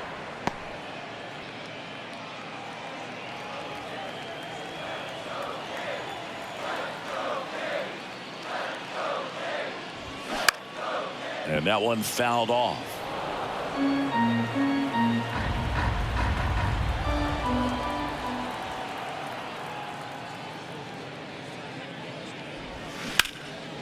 Hit hard on the ground to short. Whips it to Kirilloff. 1 up, 1 down. Batting second, not shortstop. Bo Bichette up to the dish. What a season it's been for him. He has supplied a lot of power and that average. This guy is an elite level hitter, especially considering contact, just the ability to hit for average. What you really like, though, stays in against those righties, and that's not so easy as a right-handed batter. 1 down, base is empty. Swing and a miss. There's some players, for whatever reasons, they seem to just face a slew of right-handed pitchers, and their comfort level increased so much that they'd actually prefer to face that same side thrower in a tough situation.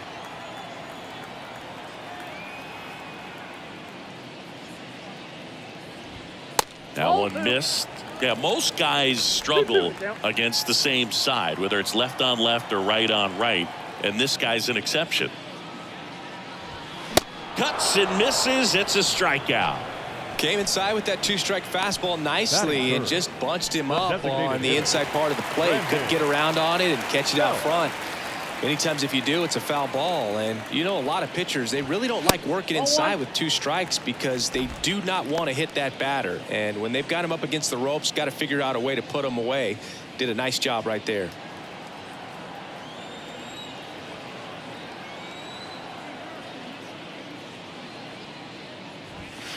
That one outside, and the count is 2-0.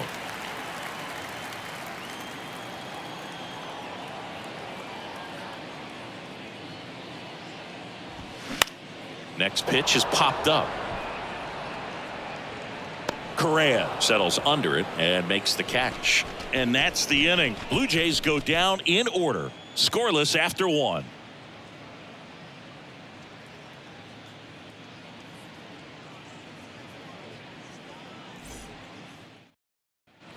Back now in Toronto. Second inning set to go. And here comes Carlos Correa.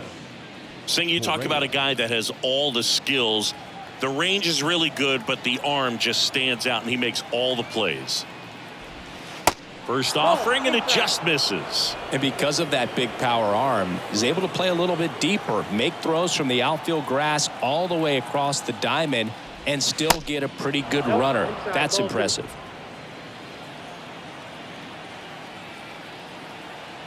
2-0. Swing and a miss 2 balls, 1 as strike. he was out front that time.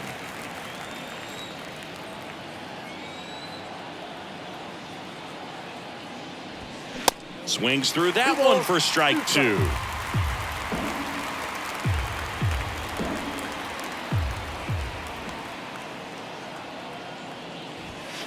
Next pitch just misses, and that's ball 3.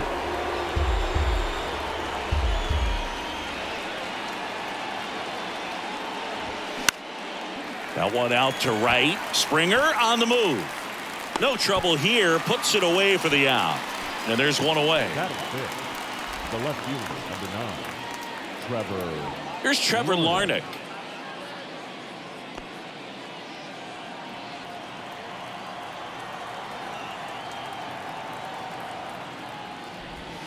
And takes low for ball 1. That's a really good take right there. Slider down and in. Very difficult to get on the same plane and do anything with. The 1-0. Patrick Johnson behind the plate.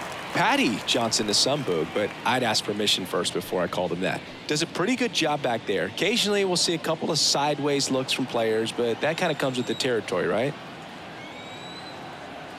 Here comes a pitch. Ball. 2 balls, 1 strike.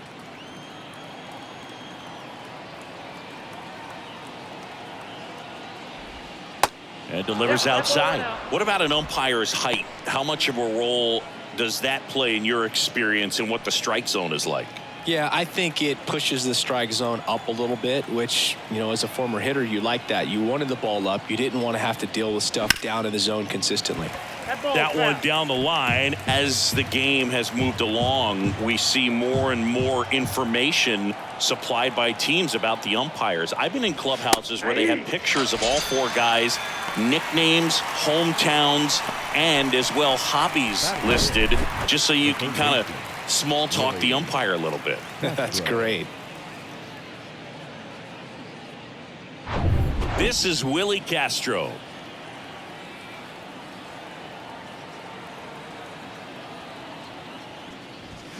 And he swings and misses at the initial offering.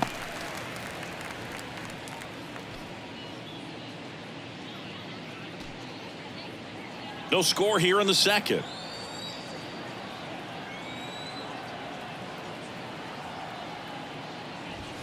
Next one is off the plate, and that's ball 1.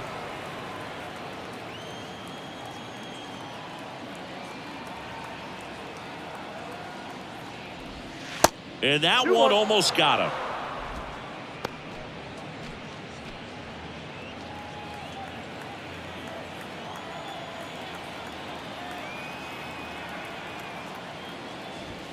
And now it's even up.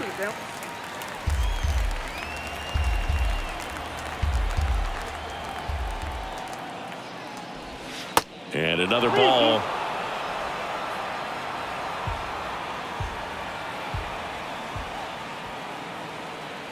Three and 2 now. In the air, center field. He makes the grab, and that is that. Twins are set down 1-2-3. We'll go to the bottom of the second. No score.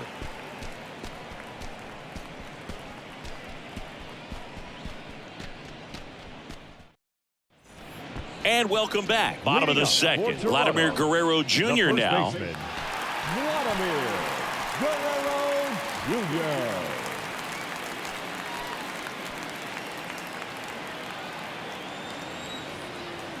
Ryan back to work. Just Ball one. missed.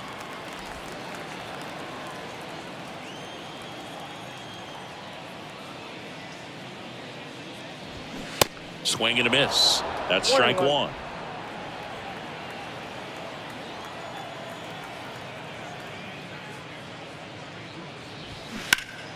The 1-1 is fouled off.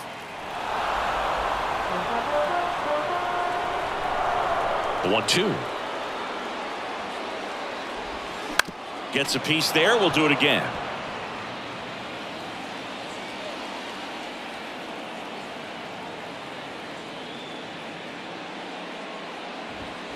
And it's even up. This guy's a fun guy to watch taking at bat. He just battles up there. He doesn't take a pitch off at all.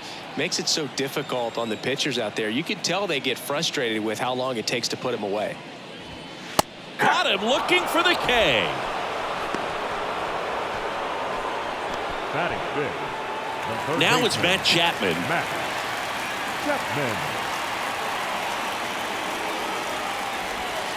There's the strike. 0-1.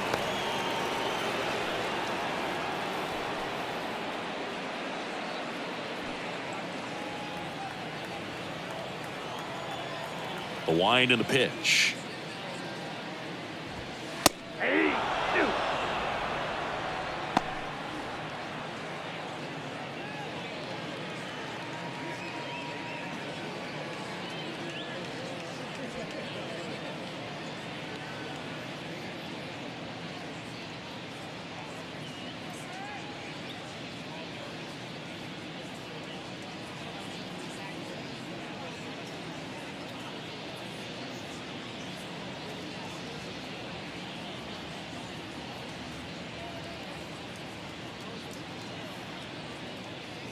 Josh Winder into the game. He's being eased into the game here with the bases empty. Josh Winder.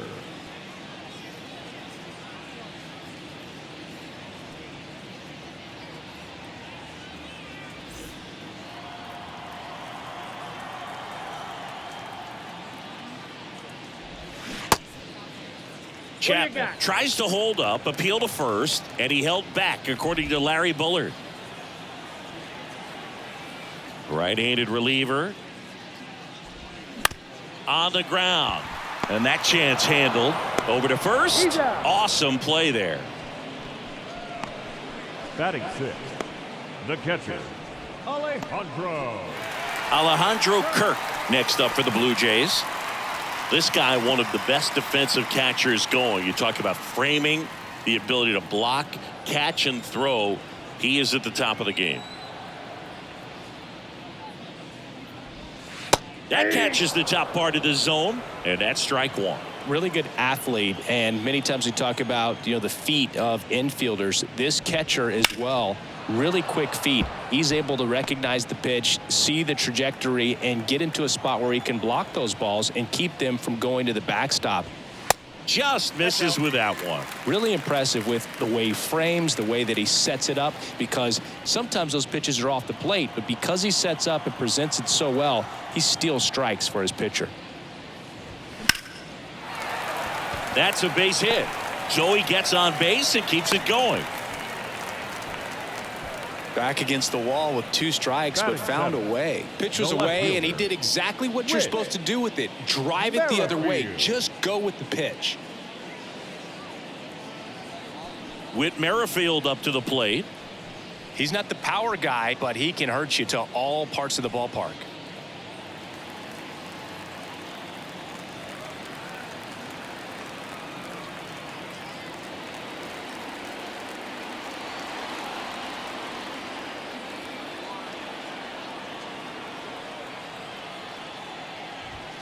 That misses the zone. Ball one.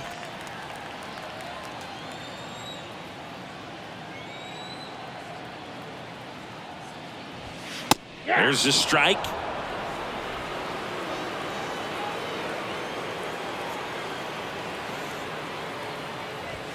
Swings through that. A 1-2 count. All he's seen is fastballs. You've got to expect something off speed. Stay back.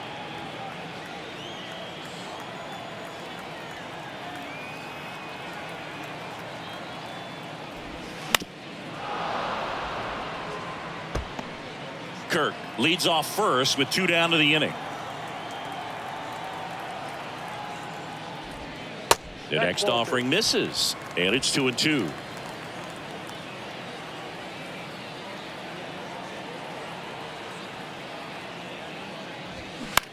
That one lifted to left. Larnach in position, and that is the inning. One left for Toronto. We'll move to the third with no score.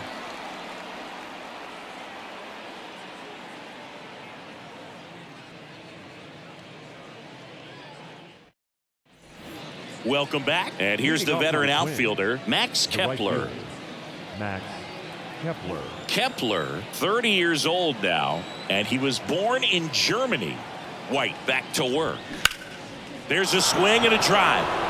Springer drop step going back. Gone! He leaves the yard to right, and the Twins get on the board first. It's 1-0.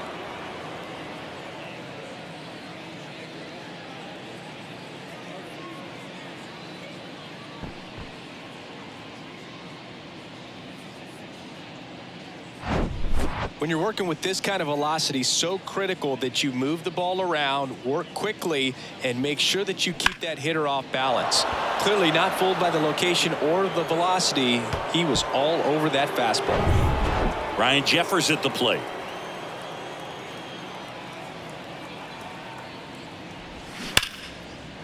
Down the left field line, base hit. Around first and hustling for second. Close play, but in there. I'm sure he feels really good about that one. Just a really nice job of turning on that pitch and smoking it down the line. And there's no one playing there, so once it drops in fair, you're on your way to extra bases.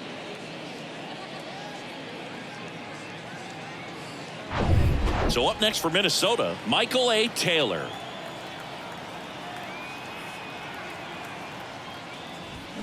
Swing and a foul straight back.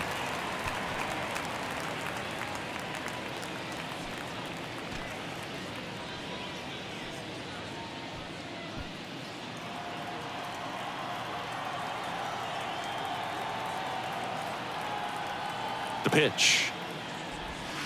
That's a ball. Runner at second, nobody out.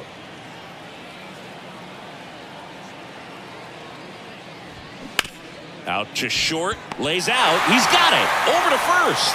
He is safe, and he beats the throw by a whisker. The effort from both players involved in this play just really stands out to me. I mean, you got the diving stop at short, which was outstanding, and how can you not love the hustle flying down the line? That's just great baseball at an extremely high level. Number 47, the next Twin up to hit. He popped out his first time. In there, and it's 0-1. 0-1's the count.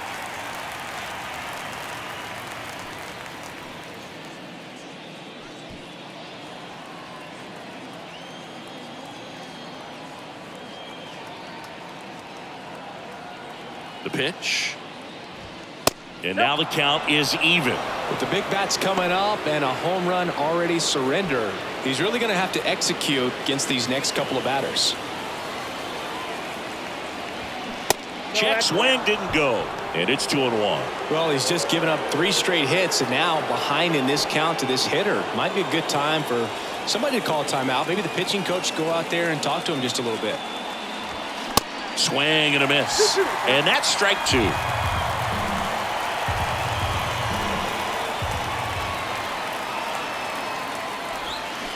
Swings through it, and that's a strikeout.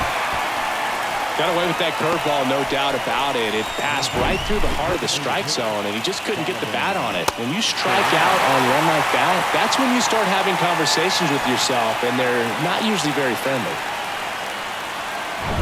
2 on, 1 out. Donovan Solano, the next Twin up to hit. Went down on strikes his first time through. Double steal. Swing and a miss. 0-1. And the throw out at third.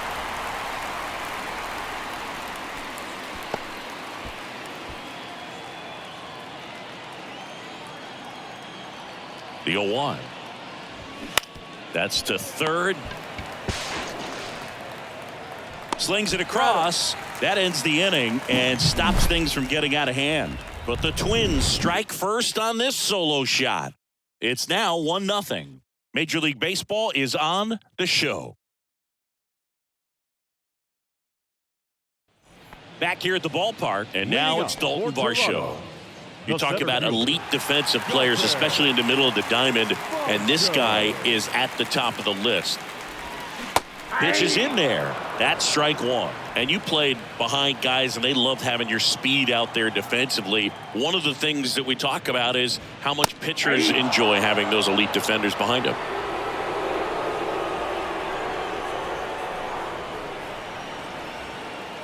Here's the 0-2.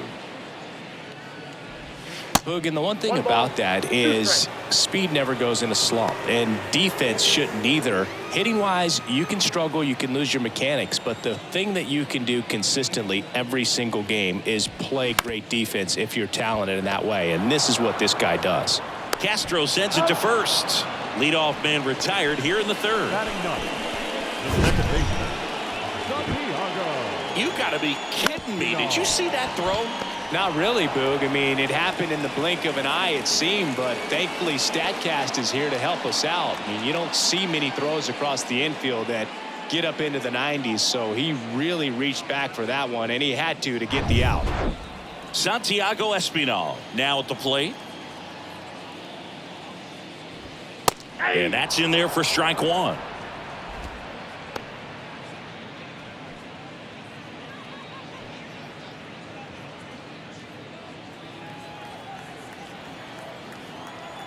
The 0-1. Up the middle. To first, but it pulls him off the bag. That's a play you expect your shortstop to make pretty much every time. Pretty routine. Hard to tell if he didn't get a great grip on it or the mechanics on him just broke down, but that gives this offense an extra out to work with.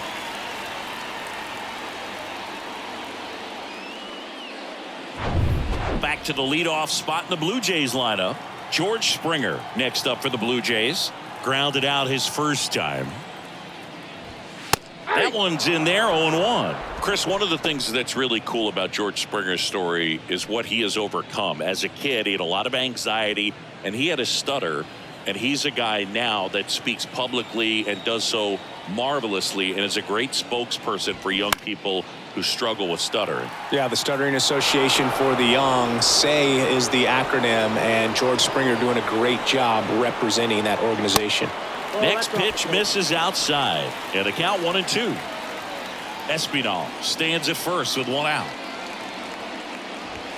That one just missing inside. 2 balls, 2 strikes. They tried to get him to chase on a slider down and away.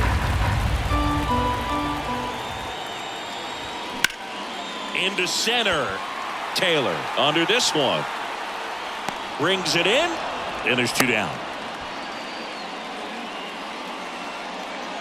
The batter, number 11, shortstop, Bo Bichette gets a chance to hit. Struck out swinging his first time.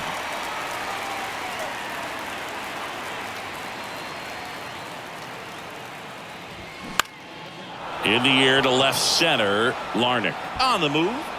No trouble here. Puts it away for the out. And that is that. Blue Jays held in check. They're down 1-0.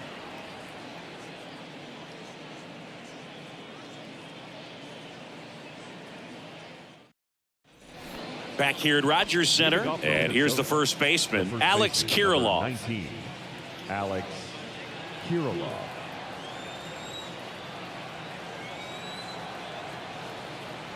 And here it comes. Ball one there.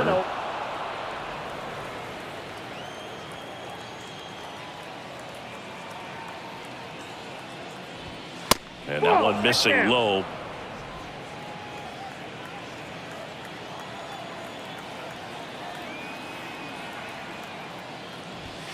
Swing and a miss, and that is strike one. Well, he came right at him right there, challenged him with the 2-0 fastball. Not sure exactly what he was looking for, but got to imagine that's a confidence booster on the mound. You're in that hitter's head a little bit.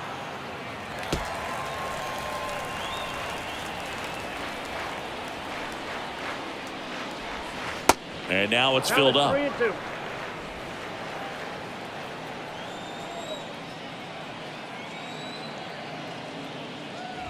And he Ball walked him. 4. That pitch is low.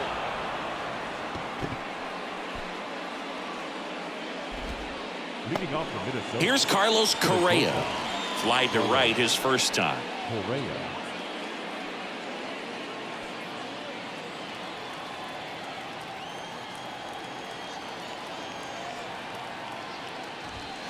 That That's a ball. misses. And that is ball 1. Runner at first with no outs here.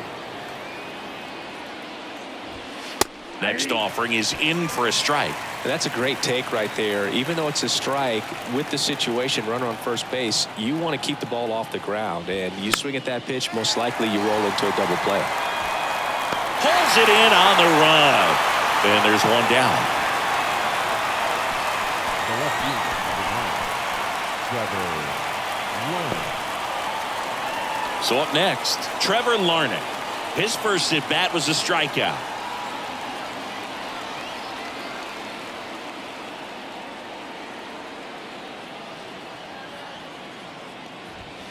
That one catches the zone. Strike 1.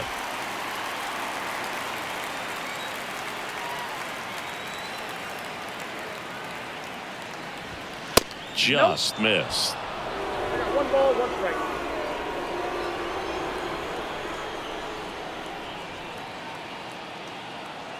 One now. And a big swing and a miss. 1 ball. He can live up in the zone all game if guys will chase it. That's just too much velocity. Hitter's got to look down in the zone. Righty delivers. Swing and a miss. Had him out front for the strikeout. Now batting. And now for the third Twins, Willie Castro. He's 0 for 1. Castro.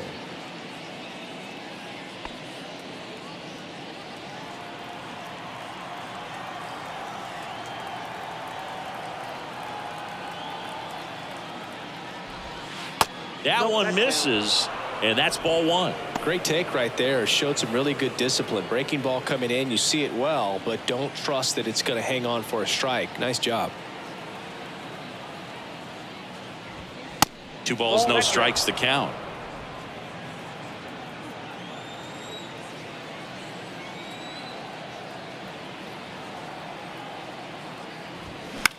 Swing and a high fly ball to left. And makes the play, and that's out number 3. So no runs on no hits, no errors, and 1 left. On now to the bottom of the 4th. It's the Twins 1 and the Jays nothing.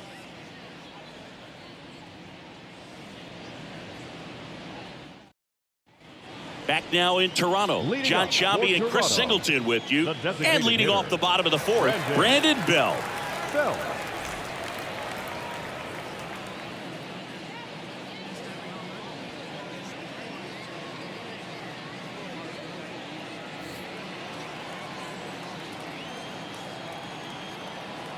And a pitch. And first offering is fouled off.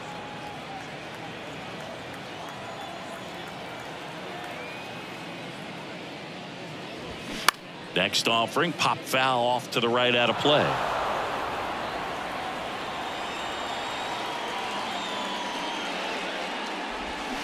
Gets a piece, and it stays 0-2.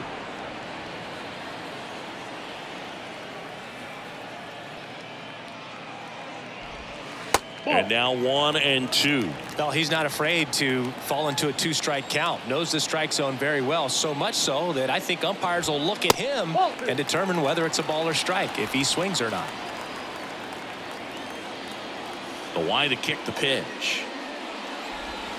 Swings and misses. 1 out in the bottom of the 4th. Now batting. The first Here's baseman, Vladimir Guerrero Jr. Caught looking his first time up. Jr.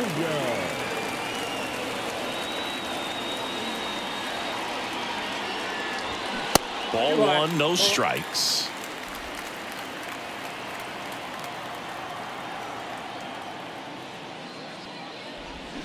A little out front there as he swings through it.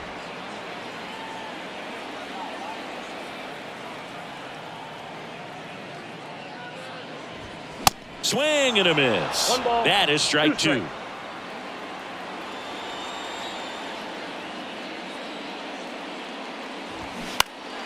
The 1-1 is fouled off.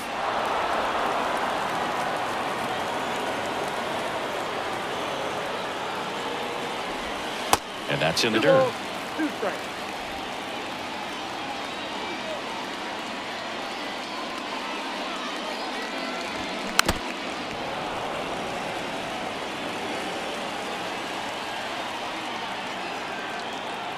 Here's a 2-2. The punch out there.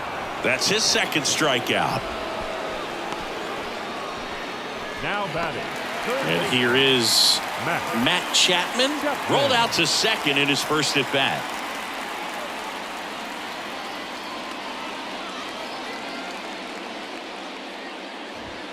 In there for strike one. Some movement in the Twins bullpen. Emilio Pagan warming up for manager Rocco Baldelli.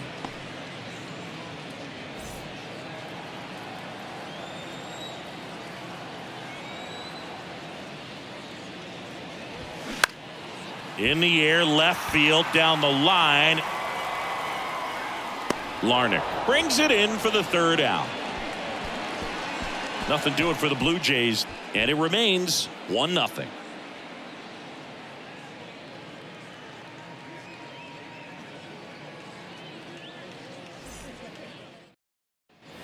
And welcome back. Now Leading batting off Max for Minnesota, Kepler. The right fielder, Max Kepler.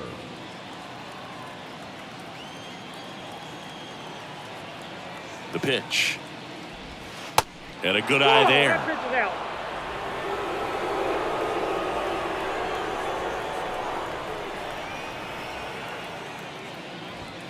And now 2-0. 2-0.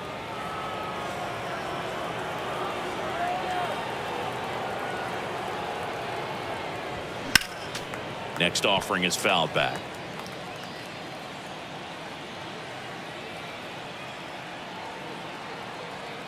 And a 2-1 on the way. And there's a strike.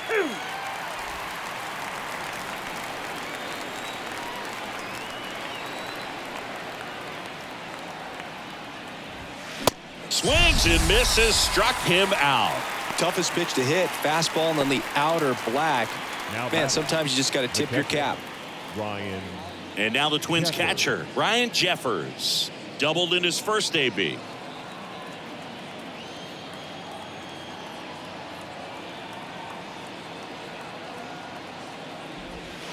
And the pitch is outside, ball one.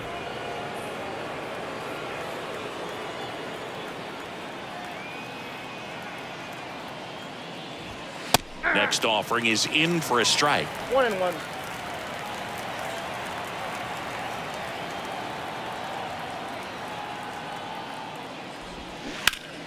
The 1-1 is fouled off.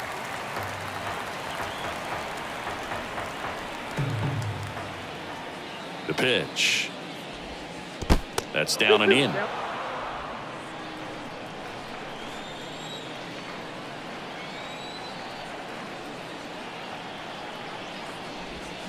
Hacks and misses. It's a strikeout.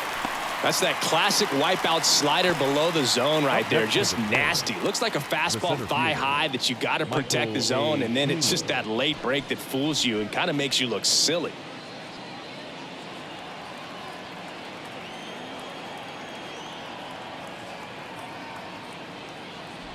Taylor in the box now as he looks at ball one. Second plate appearance of the day for him. He swings and drives one out to deep left field. Merrifield ranges back, and that ball is gone. He'll circle the bases. Home run number 10 on the year, and they add on. It's 2-0. He absolutely feasts on right-handed pitching and devours that one for a homer. And you can see that's what he expects of himself at bat after at bat. He's that confident. Looks like this guy was looking out over the plate, but he was ready to turn on the inside fastball. So direct to the pitch, absolutely blasted out of this ballpark. And next for Minnesota, number 47. And that's in for a strike.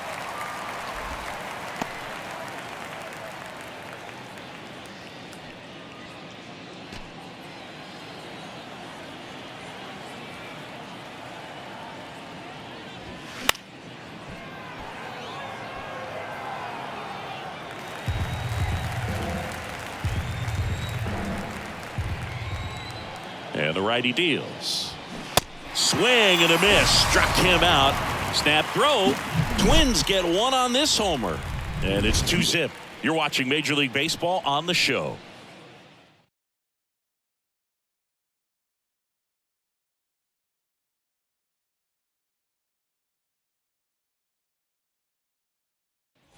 Ready to go for the last half of the inning. Here's the catcher, Alejandro Kirk. The wind of the pitch. Chris Alejandro Kirk, stocky catcher, an all-star in 2022. This guy can hit. Yeah, he can, and really just surprised everyone coming onto the scene, doing such a great job that became an all-star with very little big league experience before that. And the right-hander deals. There's a strike. Pitching has been pretty dominant in this one, but you got to be careful, not working with too big a lead. They could get right back in this ball game if you're not careful.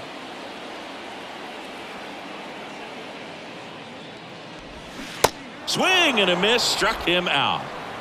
You know, Boog, you often think of sliders more for that horizontal movement, but most of the good ones have both vertical depth and that horizontal movement, and that's what we saw right there. Good drop on the break and got him to swing over the top. And next for Toronto, Whit Merrifield. Hit it well, but flied out to the deepest part of the outfield his first time. Swing and a ground ball out to short.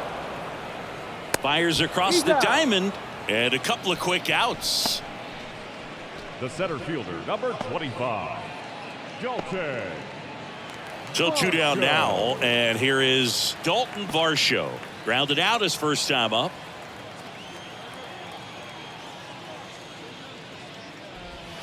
That's inside, and it's 1-0.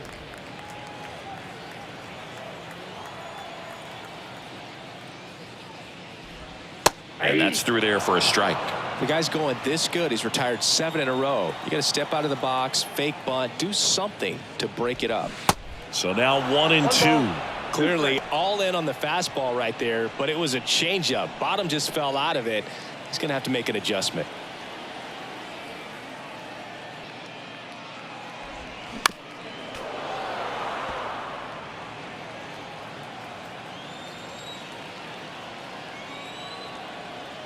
Here's a 1-2. Out to short. Correa over to first. Inning over. Down in order go the Blue Jays. They're still down. It's 2-0.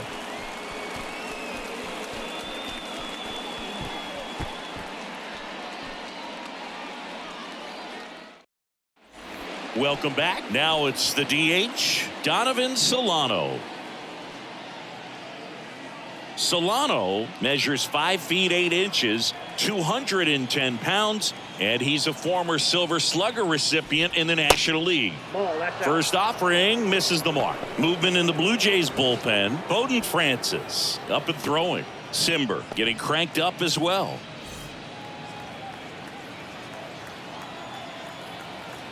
The 1-0. Late with the swing there. Threw that fastball right by him, slightly elevated. That's a confidence boost for this guy out there on the mound. See if he continues to climb the ladder. Next pitch is popped up. 1 up, 1 down. Up next for Minnesota, the first baseman, Alex Kirilloff. And now the first baseman, Alex Kirilloff. He's 0 for 1.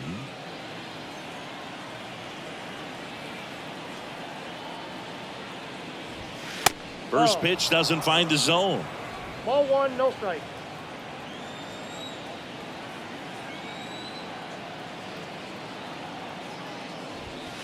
And that's outside.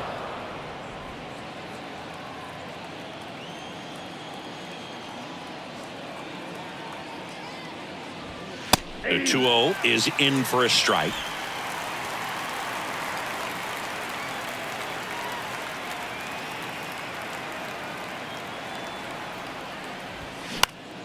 Swing and a ball popped up. No trouble here. Puts it away for the out. And there's 2 away. Now batting, shortstop, Carlos Correa. Now Correa up to hit. Correa, 28 years old. and he was born in Puerto Rico.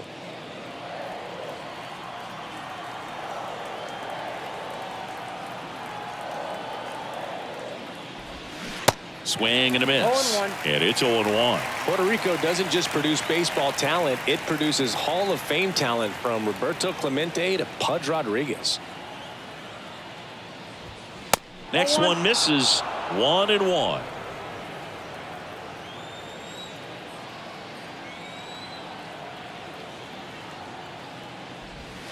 In there at the knees. And a count 1-2. That front door slider is such a devastating pitch. You don't want to get beat by the inside fastball, so you cheat a little bit, and then by the time it gets there, it's out of the swing plane. The 1-2. On the ground to short. Bichette. In plenty of time to first. And that is the third out of the inning. Offense held in check there. 9-1-2 scheduled to hit in the home half of the sixth. It's the Twins 2 and the Jays nothing.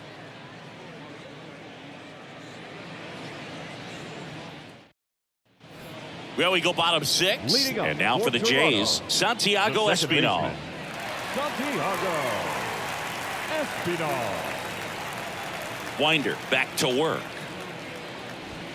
And a strike in there. Well, in an 0-0 count, not every strike is a good strike for a hitter. I like the plate discipline there. Next offering is in for a strike.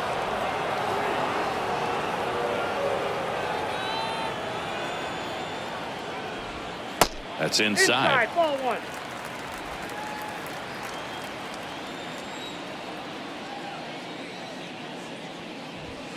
Next pitch in the dirt. And the count is 2-2.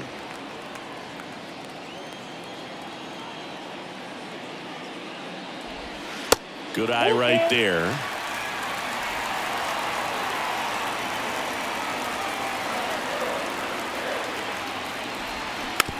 It's softly on the ground left side. Whips it to Kirilloff. Leadoff man retired in the sixth. Well, a tremendous stop there, but it looked like he had a little trouble getting off the throw as quickly as he would have liked. Had to get something on it to beat the runner. So the lineup flips over. Now here's the leadoff man for the Blue Jays, George Springer. And that one a little bit high. Chris George Springer, a Connecticut native, in fact played his college ball at UConn. First round pick by the Astros in 2011, and he helped lead the Astros to the World Series in 2017. And the 1-0. Swinging a foul straight back. Yeah, just a tremendous athlete, and his signing was the turning point in the Houston Astros organization to become a winning franchise. And you remember that magazine cover back in 2014 predicting the Astros to win the World Series in 2017, and it came true. Larnach makes the grab, and there's two down. The batter, number 11. So digging in, Bo Bichette. Bichette.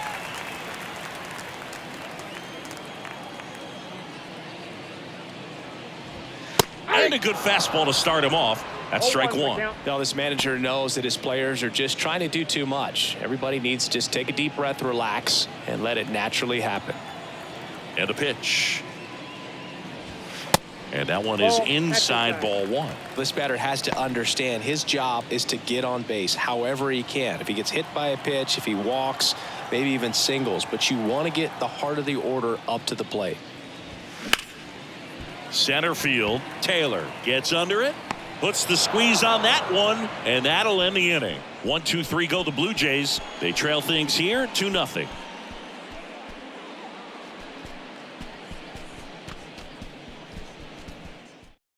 Bowden Francis gets handed the rock out of the pen. Pretty tight game, so they're looking for quality pitches out of him right here. Got to do his best to keep the score right where it is.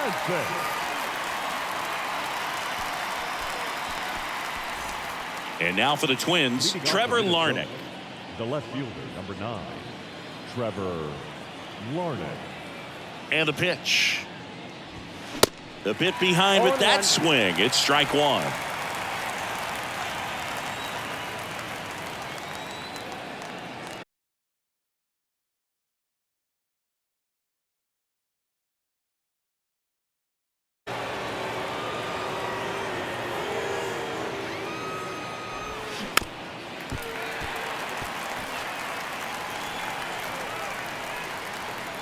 And now it's 1-2.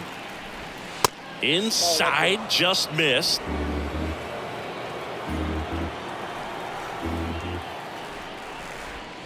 And that's outside. At this point in the game, you cannot issue free passes. He's going to have to challenge this hitter. Hitter's got to be ready to swing it.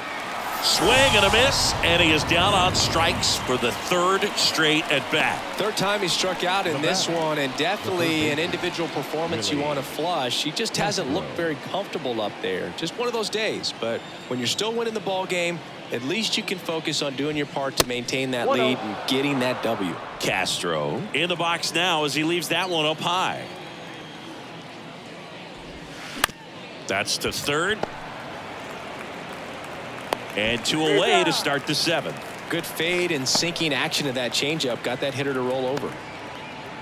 Now batting, the right fielder. 2 outs, base is empty.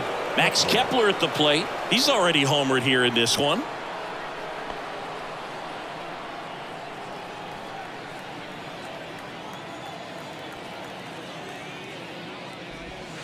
And the first pitch misses for ball 1.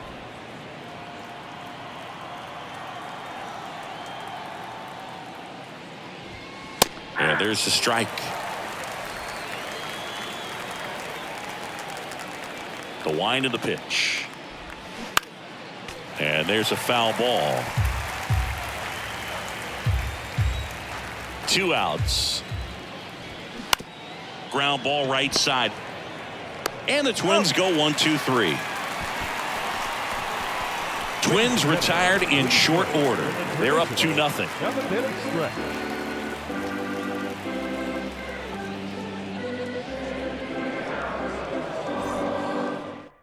Pitching change here. Emilio Pagan hasn't pitched in the last 3 days. 15, Emilio Pagan.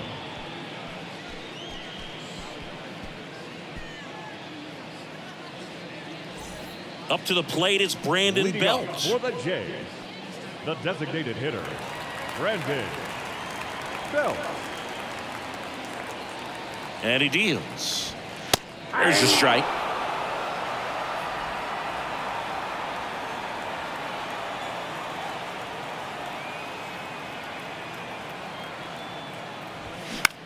And that one is lifted in the air. Taylor under it. Hauls it in, and there's 1 away. Now batting, the first baseman, Vladimir Guerrero Jr. next up for the Blue Jays, who's 0 for 2 with a pair of strikeouts.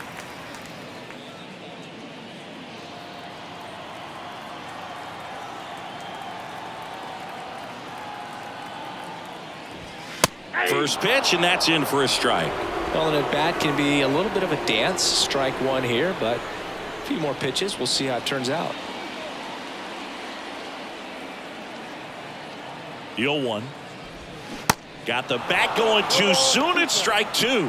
From a pitcher's perspective, that's a beautiful splitter right there. As a hitter, you don't like it, but he's commanded his fastball, and out of that same tunnel, that splitter comes, and the bottom just falls out of it.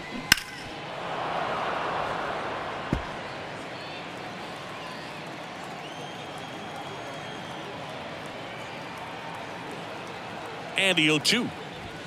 And there's a ball. The idea was right, looking to locate that fastball up and in. He just missed his spot a little bit. Swings through it for the K. The high heat, too much on that one. Well, that's always the key to effective pitching, is getting ahead in the count. And as a pitcher, it really allows you to start expanding the zone. Guys become defensive, and all of a sudden, for the hitter, that plate starts to get really wide. And what happens is, because of the pressure, you end up committing to a pitch as a batter before you recognize what it is, and that's what leads to the strikeout. Chapman in the box with 2 gone, and takes a look at a called strike.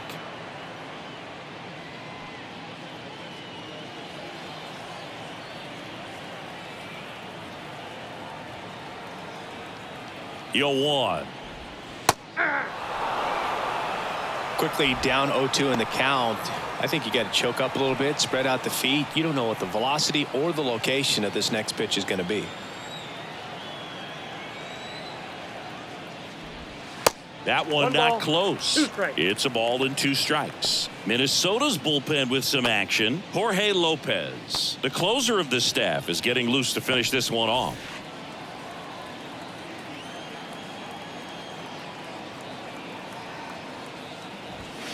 The 1-1 is fouled off.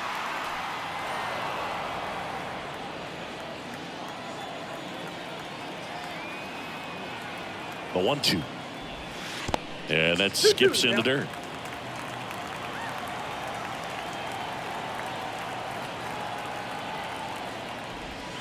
That one just misses. Alejandro Kirk waiting to hit for Toronto.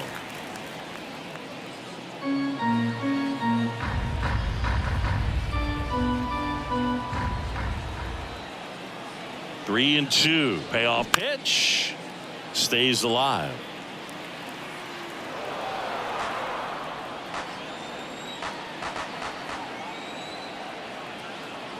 The kick, the 3-2. Fouls it back with 2 strikes.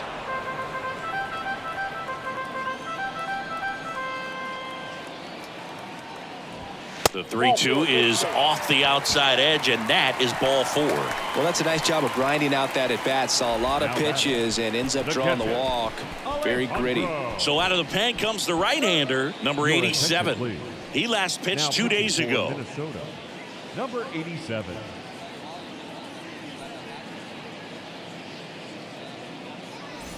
And now Alejandro Kirk, 1 for 2.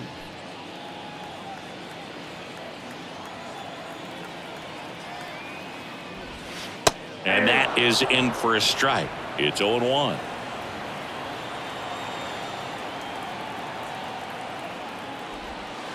And the slider just misses.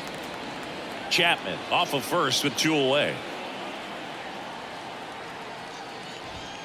Next offering is down low.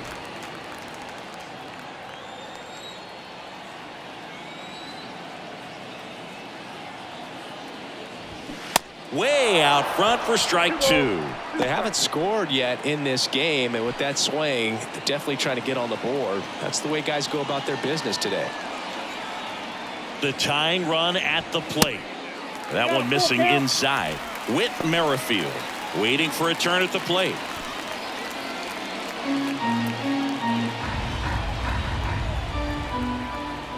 Three-two. It's in and out of his glove, but he wins the foot race to first. Good job of knowing how much time he had there. So the Twins pen delivers in that spot. 8th inning coming up. It's the Twins 2 and the Jays nothing.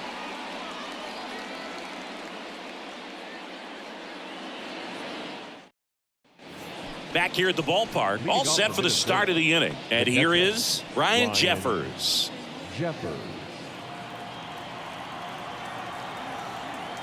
The pitch. Ball 1, no strikes.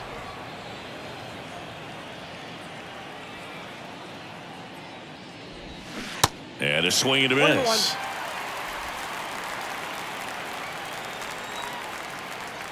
Kicks and fires. There's a swing and a miss. 1 ball, 2 strikes.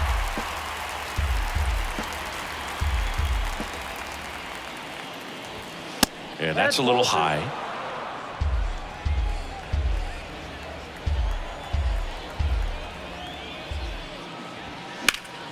Still 2-2 after the foul ball. Here comes a pitch. Foul ball, another 2-2 upcoming. Kicks and deals. Lined, and that's a base hit.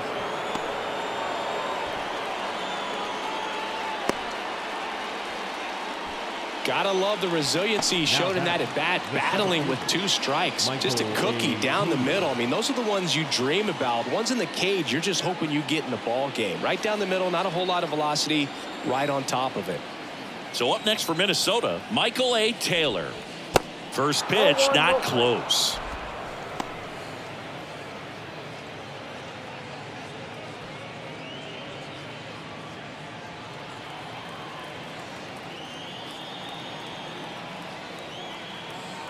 Righty to the plate. Sharp grounder. That's through for a base hit.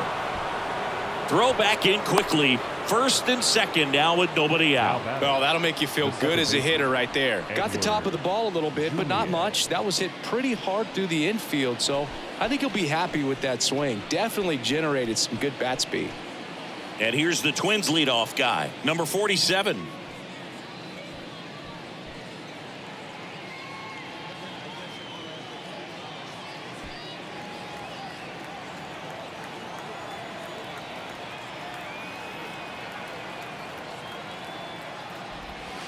There's a strike.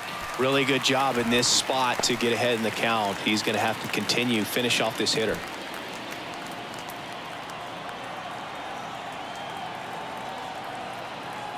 Left-hand batter waits.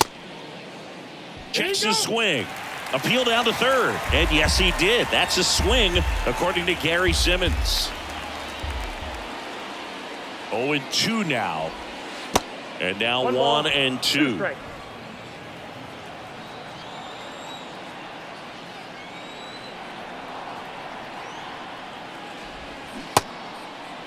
Check swing. Tried to hold up. Now an appeal to third. No swing. Gary Simmons with the call. The 2-2.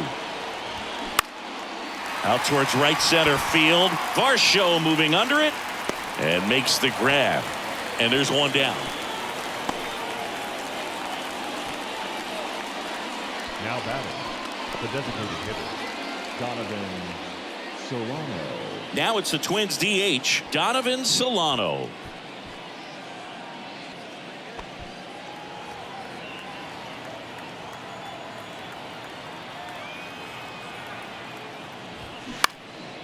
Swing and a ball hit out towards left center field. Merrifield racing, makes the catch. The first baseman, number 19, Alex Kirilloff. So first and second with 2 outs. Alex Kirilloff digs in now.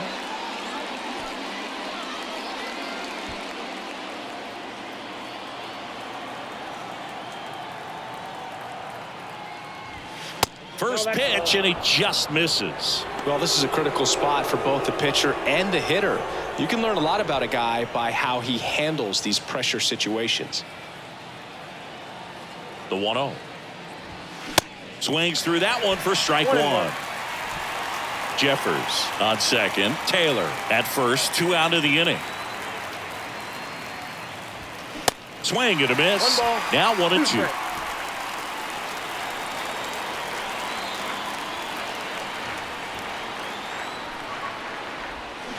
Got him swinging. Had him out front for strike 3. Twins strand a pair, but they're on top 2-0.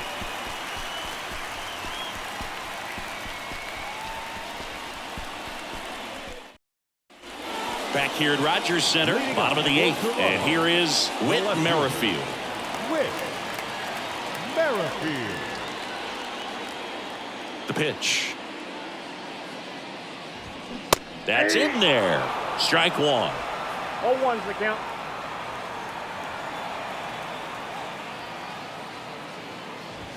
And fires in a fastball at 95.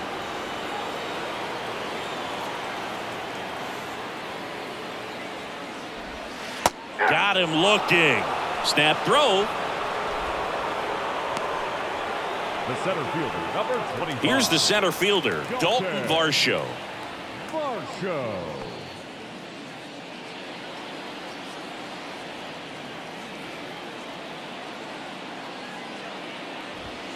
And the pitch a little bit low, ball 1.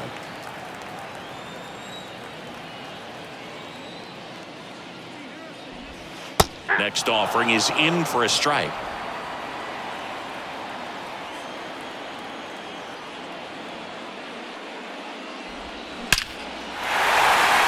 Base hit, left center field. Around first, digging for 2. And that's a 2-bagger. Well, a swing like that can help you come out of the struggle. We saw the numbers coming into the ball game, but all he's trying to do at this point is help his team win.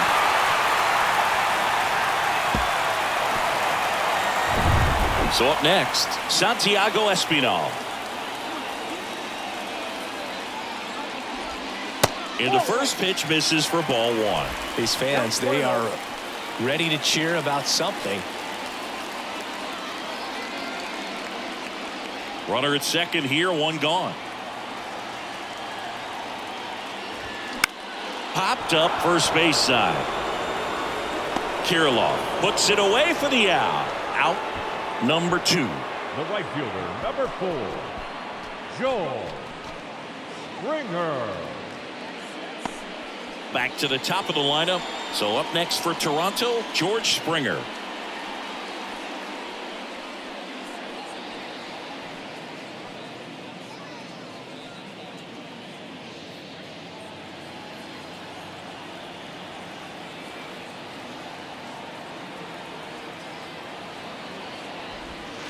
First offering misses the mark.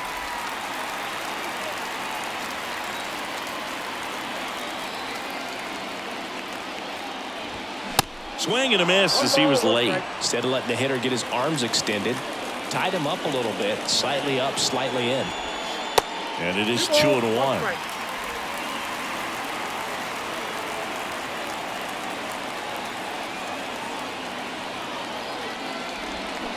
He swings and fouls one off.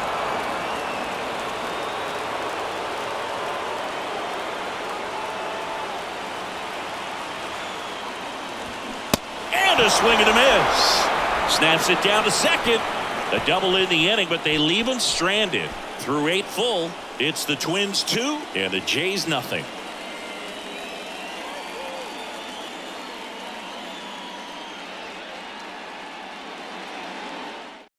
Adam Cimber on the pitch here.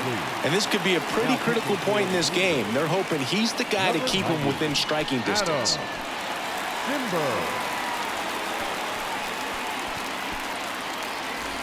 Stepping in, Carlos Correa. The shortstop, Carlos Correa.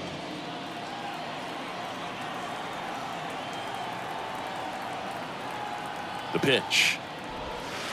A little bit low. Cimber goes 6 feet 3 inches. He features a slider, a four-seamer, and he works in a sinker.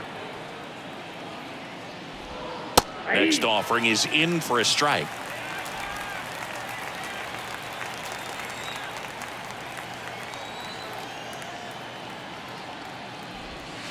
And that one is inside.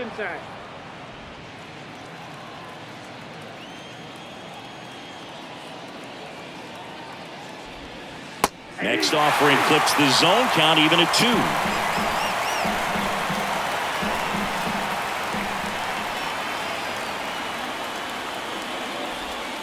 And that just misses. He missed the zone, but I don't think he missed his spot. That was a good pitch with 2 strikes.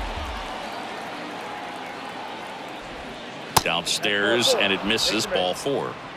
Pretty good pitch on 3-2, right around the knees, but just no help from the umpire. So a man aboard. And next for Minnesota, Trevor Larnach.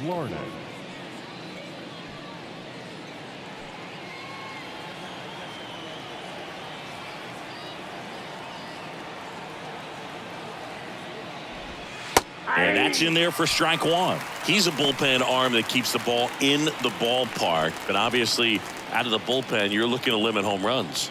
Yeah, and that's why he's such a high leverage arm. Just doesn't matter for him. He looks at attacking the zone and attacking hitters regardless of the situation.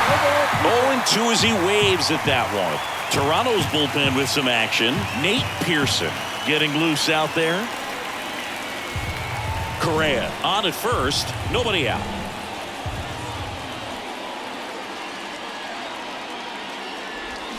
And that's a strikeout looking. Called strike 3 and a fastball up in the zone.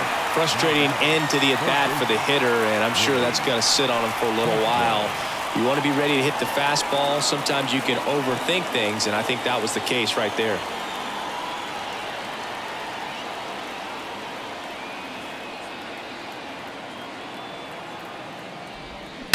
That one hammered center field. Varsho going back some more, looking up, and it's off the top of the wall. Castro into second, and he's got a double. Well, clearly he was ready to hit right there. Anytime you smoke a ball off the wall, you kind of think about what it could have been, but obviously you have to be happy with that result.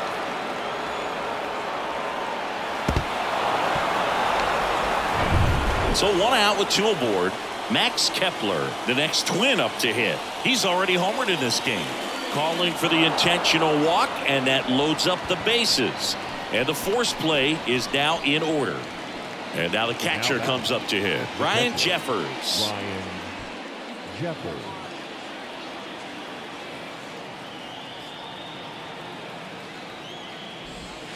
In there, and it's 0-1. Tough situation right here. So important as a pitcher to get ahead in the count as he did right there. Simber is ready. Late swing fouled off.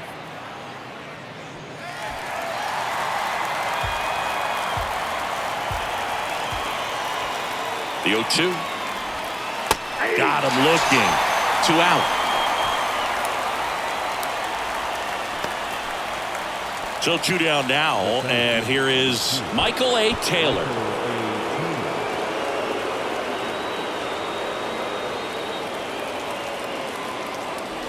Kind of goes without saying, but straight on these 2 runners in scoring position right here, it feels like it's a must if they stand a chance to win this game. The 1-0. Swing and a miss, strike 1. 1 ball, 1 strike. 2 outs, bases are full.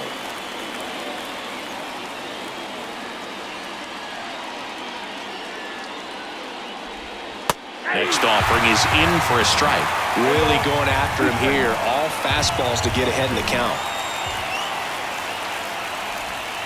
And a swing and a miss. Huge strikeout there. They leave him loaded. 2-3-4 set to hit in the bottom of the 9th. It's the Twins 2 and the Jays nothing.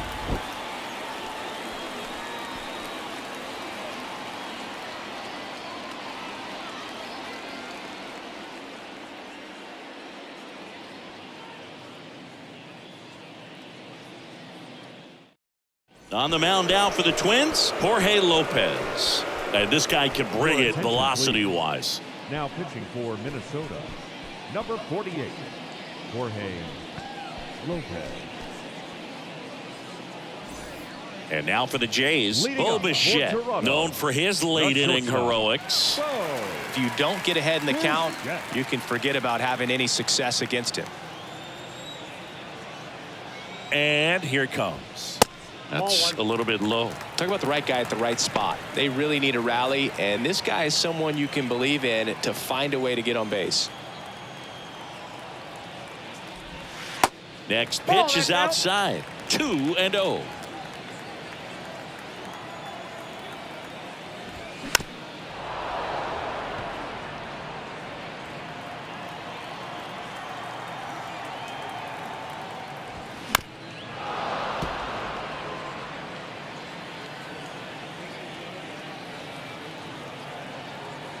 At the belt and fires.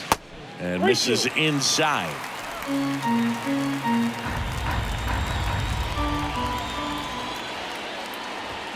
Some heat there at 98 miles an hour. Well, that right there is what you want to see out of your closer. Come in and close the door, cancel any hope that that opponent has in making some type of comeback in the ball game. Tell you what, that helps him settle in, and that helps everybody else relax a little bit to get these other 2 outs. Bell stands in now, looks at that one inside.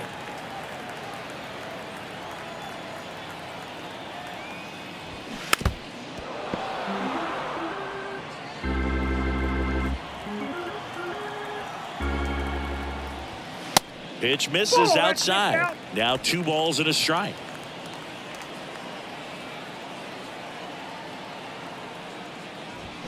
Swings through that one out in front that time. Just amazing to me how many closers and back-end relievers just throw absolute gas these days. I never would have had a chance.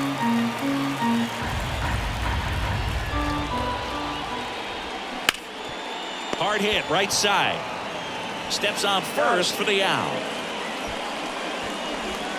Now batting, first baseman, Vladimir Guerrero. And next will be the cleanup hitter, Vladimir Guerrero Jr.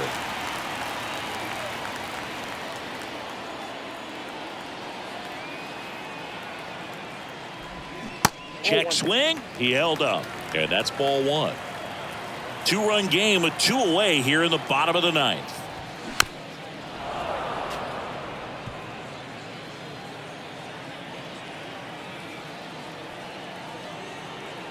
And a 1-1. And there's the strike.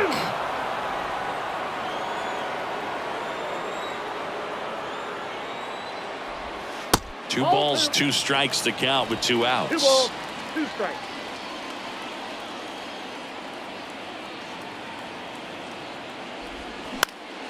Line drive, speared at first. Steps on the bag himself. Ball game.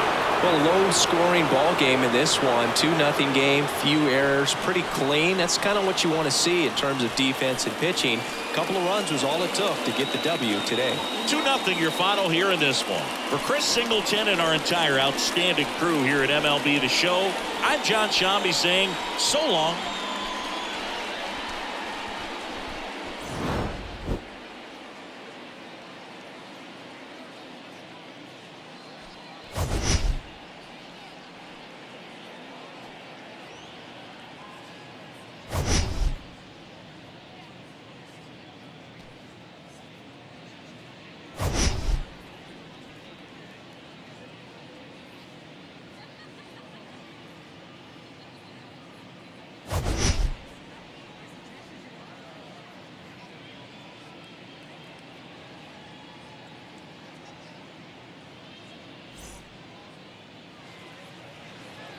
The final line score for this afternoon's ball game. For the victorious Twins, 2 runs, 7 hits, 1 error. They left 7 men on base.